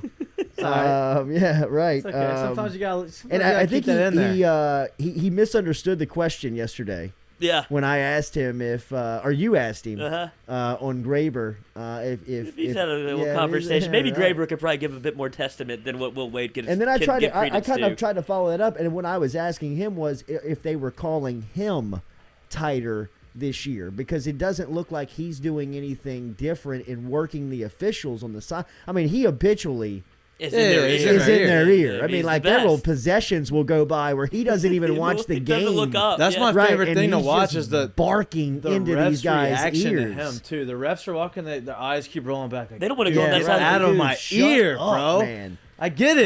They don't want to go on that side of the court. They're like, I got to go walk back to Wade. He's to half court waiting for me. Exactly. Can we get back to the visors? Are we excited about visors? Are we going to have Jordy Culotta show visors? Yeah, we're definitely going to have to get into the visor game. I'm not going to wire. I'm not going to wear a visor, though. I know you're not. I'm a visor guy. You're a visor guy? Yeah, it's the golf thing. I know I let it hang out in the back. I've never seen you in a visor. I don't wear hats ever, but when I play golf, you can't go out there nude, dude. You got to have something on the lid. I'm not a visor. So I've settled on the visor, the two-story. I need to see you in a visor. What do you mean two-story? The two-story. Wow. Yeah, you want the edition. Yeah, you want the Tom Kite. That doesn't surprise me actually. What a bold play. You seem like a little vintage golf out there. Well, with a head of hair like that, you can pull it off. Do you put the hair over on top? No. You slick. You get the slick, put it in there. But you play on a windy day, bro. That's you get the right, accidental hangover. It's all over the Next thing you know, you're asking for a picture. Yeah, cart girls are swinging by.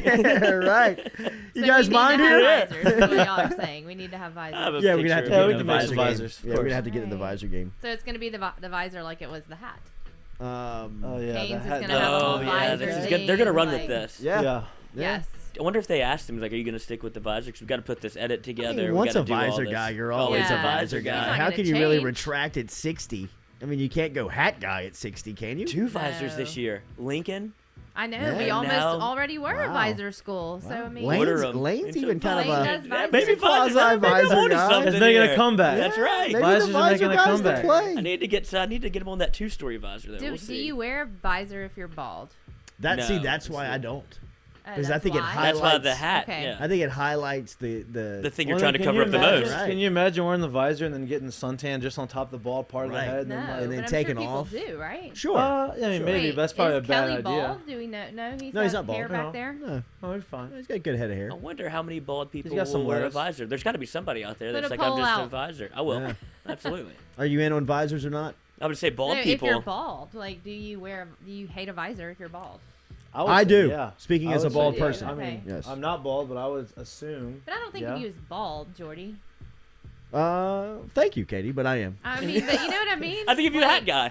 I think of like someone. I mean, if I was to wear a visor, I would definitely bring a lot more highlight to the balding area. Okay. You know what I mean? If Yeah. I was to take the visor off. That's the problem area. I was to take the visor off, you would be like, whoa, okay, raccoon head, bro. What happened there? I don't know if I do the visor next time. Hot out?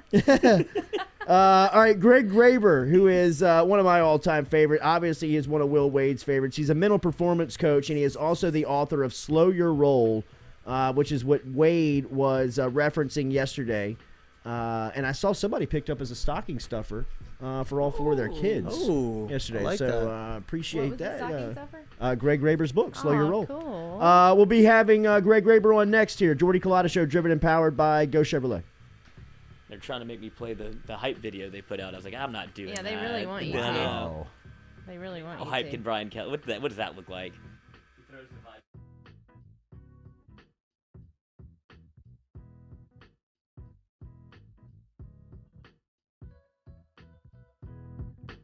Go Flow IV and Spa, 7970 Jefferson Highway is where you can find them, or you can simply go online to goflowiv.com.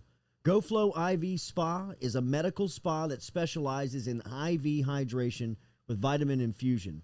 At Go Flow IV Spa, they can help you with a wide range of issues, from skin care to illness recovery, athletic performance, hangover cure, chronic illness, and even chronic dehydration. GoFlowIV.com or stop in and see them, 7970 Jefferson Highway. Go Chevrolet is proud to announce Go Express Auto Sales, the new used car lot located in the capital city of Baton Rouge, Louisiana, at 11522 Florida Boulevard. Go Express Auto Sales is online at goexpressautosales.com, or you can search them on Facebook and social media at Go Express Auto Sales, the newest addition to the family of Go Chevrolet. Remember, Go Chevrolet is located down in Laplace, Louisiana, but now welcoming aboard Go Express, the new used car lot located in Baton Rouge, Louisiana at 11522 Florida Boulevard.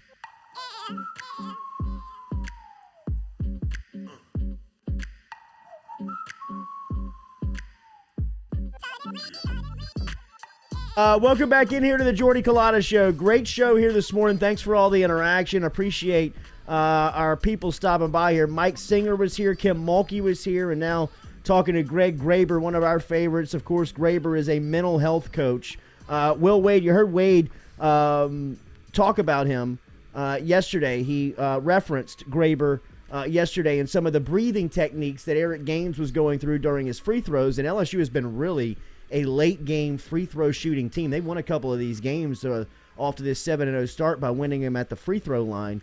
And Wade was very much high-praising Greg Graber. Graber has been with him since his VCU days, so he's been around LSU since Wade took the job 5 years ago. Check him out on Twitter at Greg Graber and greggraber.com. G, good morning. It's good to hear from you. How are you? What's up, brother? Thanks for having me, man. I appreciate it. Absolutely, man. For our listeners, you're kind of a mental performance coach. Give a little bit of a background for our listeners that may be unfamiliar to kind of some of the things that you do, because a lot of the chat blew up yesterday when Wade was talking about the influence and the time that he spends with you and that you spend with the team. So from a mental performance coach standpoint, kind of what's your tasks with big time college basketball teams? Yeah, actually, I've been, not to date me or Will, I've been with him since his UT chat days. So we kind of started out together on this journey. Yeah. So what I do is I come in, I work, right now I'm working with 6 D1 basketball programs, LSU, Marquette, George Washington, Rice, McNeese, Siena. Hope I didn't leave anyone out. What I do is I come in once a month typically, and I work with the players and the coaches on their mental game. We'll do different things like Will referenced yesterday, sort of the conscious breathing stuff that we do. I'll teach them how to breathe during games at certain strategic points. And basically what it does is, they breathe in through their nose, hold it a second, breathe out, carries oxygen to the brain where they really get focused, lowers their blood pressure, lowers their heart rate. We teach them visualization, kind of how to see the game mentally and how to respond during times of competition. We'll work on meditation and just basically building up a mental toolbox for the players and the coaches. Is this day-to-day task that they have to do daily, or is this just in-game stuff that they reference? It depends on the program that I'm working with and the player. For some of the programs, I'll come in and it'll be a day-to-day thing they'll do before every practice, and then I'll work with specific players for certain things. So it looks a little bit differently.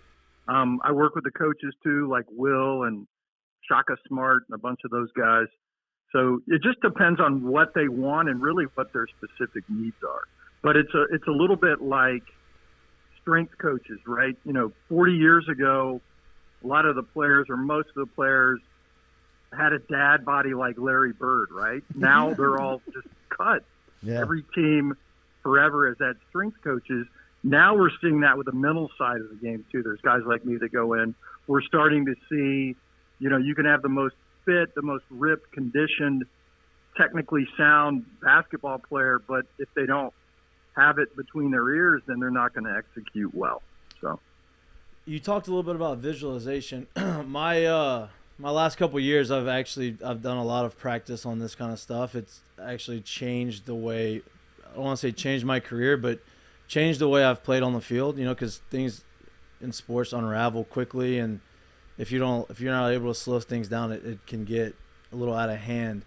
What type of visualization do you practice? Is it all types? Do you focus on one specific? Because I know, for me, I have kind of my routine on deck, and then I close my eyes. I go through a breathing routine. I visualize me actually in that moment and try to feel the dirt and my swing and all of these different things, and visualize the result that I want happening. And I've heard of people talking about, visualizing it from the outside in, as if you're a fan watching yourself, and, different types of techniques. Which one do you like, or do you do all of them? So I do all of them, but kind of briefly, it depends on what sport I'm working with.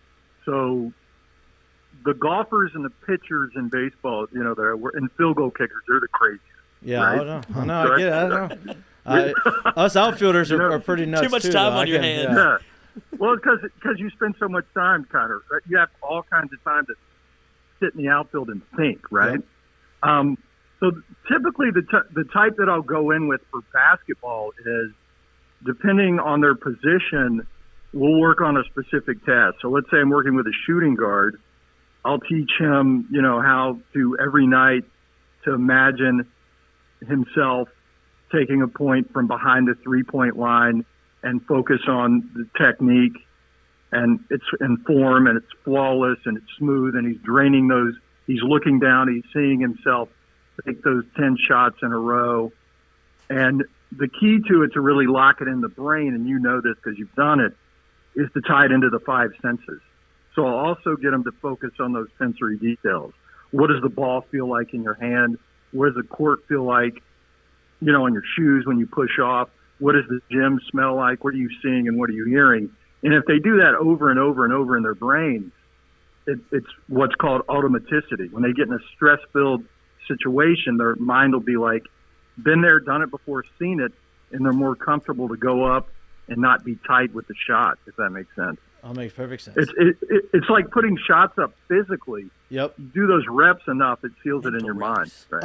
So what's the difference? What do you tell Will? What's your message to a coach? Oh, my God. You've been around me and Will. You know the way we talk to each other. I can't say that. This is a family show, right? Occasionally. I think when I re-up my contract again at LSU, I'm going to get ask for a bonus every time he doesn't get a technical. Yeah, he'd be making a killing this year. Oh my God! And that's what I was kind of trying to ask him yesterday, and I think he took it as his team being called differently, and I just meant the referees calling him differently because, Greg, it doesn't look like he's doing anything different this year than he's done in recent past. He's steadily working those guys the entire game, and I don't know if they're kind of fed up with it or he says something that just pushes it over the top. But in moments like that, what is your message to him to kind of try and dodge those moments? Like he told you yesterday, he has his breathing routine that he does before every game. He'll go to his coach's locker room and sit there and probably for 15 minutes to lower his anxieties and to, those guys, you got to think about it. All of them are like that. They always bring me in to work with their players, but inevitably I'll start working with the coaches as well. They have so much stress, high expectations. Will's great though with it. He does it a lot. Yeah. Someone told me, well, it doesn't seem like it helps because he's so fiery and he's always on the rep. You should see him when he doesn't do it. Right. That's exactly right. No, I agree. And it is something that he is invested in. Like he embraces it. Can you speak on that? Like what it means like for a 2021 P5 coach like Will, like to see somebody like embrace it and be passionate about it like he is. I mean, it seems like a day-to-day routine for him. Yeah, he drank the Kool-Aid early on because, if you think about it, if you can clear your mind somewhat and have some control over it and be conscious of your emotions, you're not going to be dragged by them. Not only is it going to help your focus as a coach, it's going to help your emotional intelligence as well.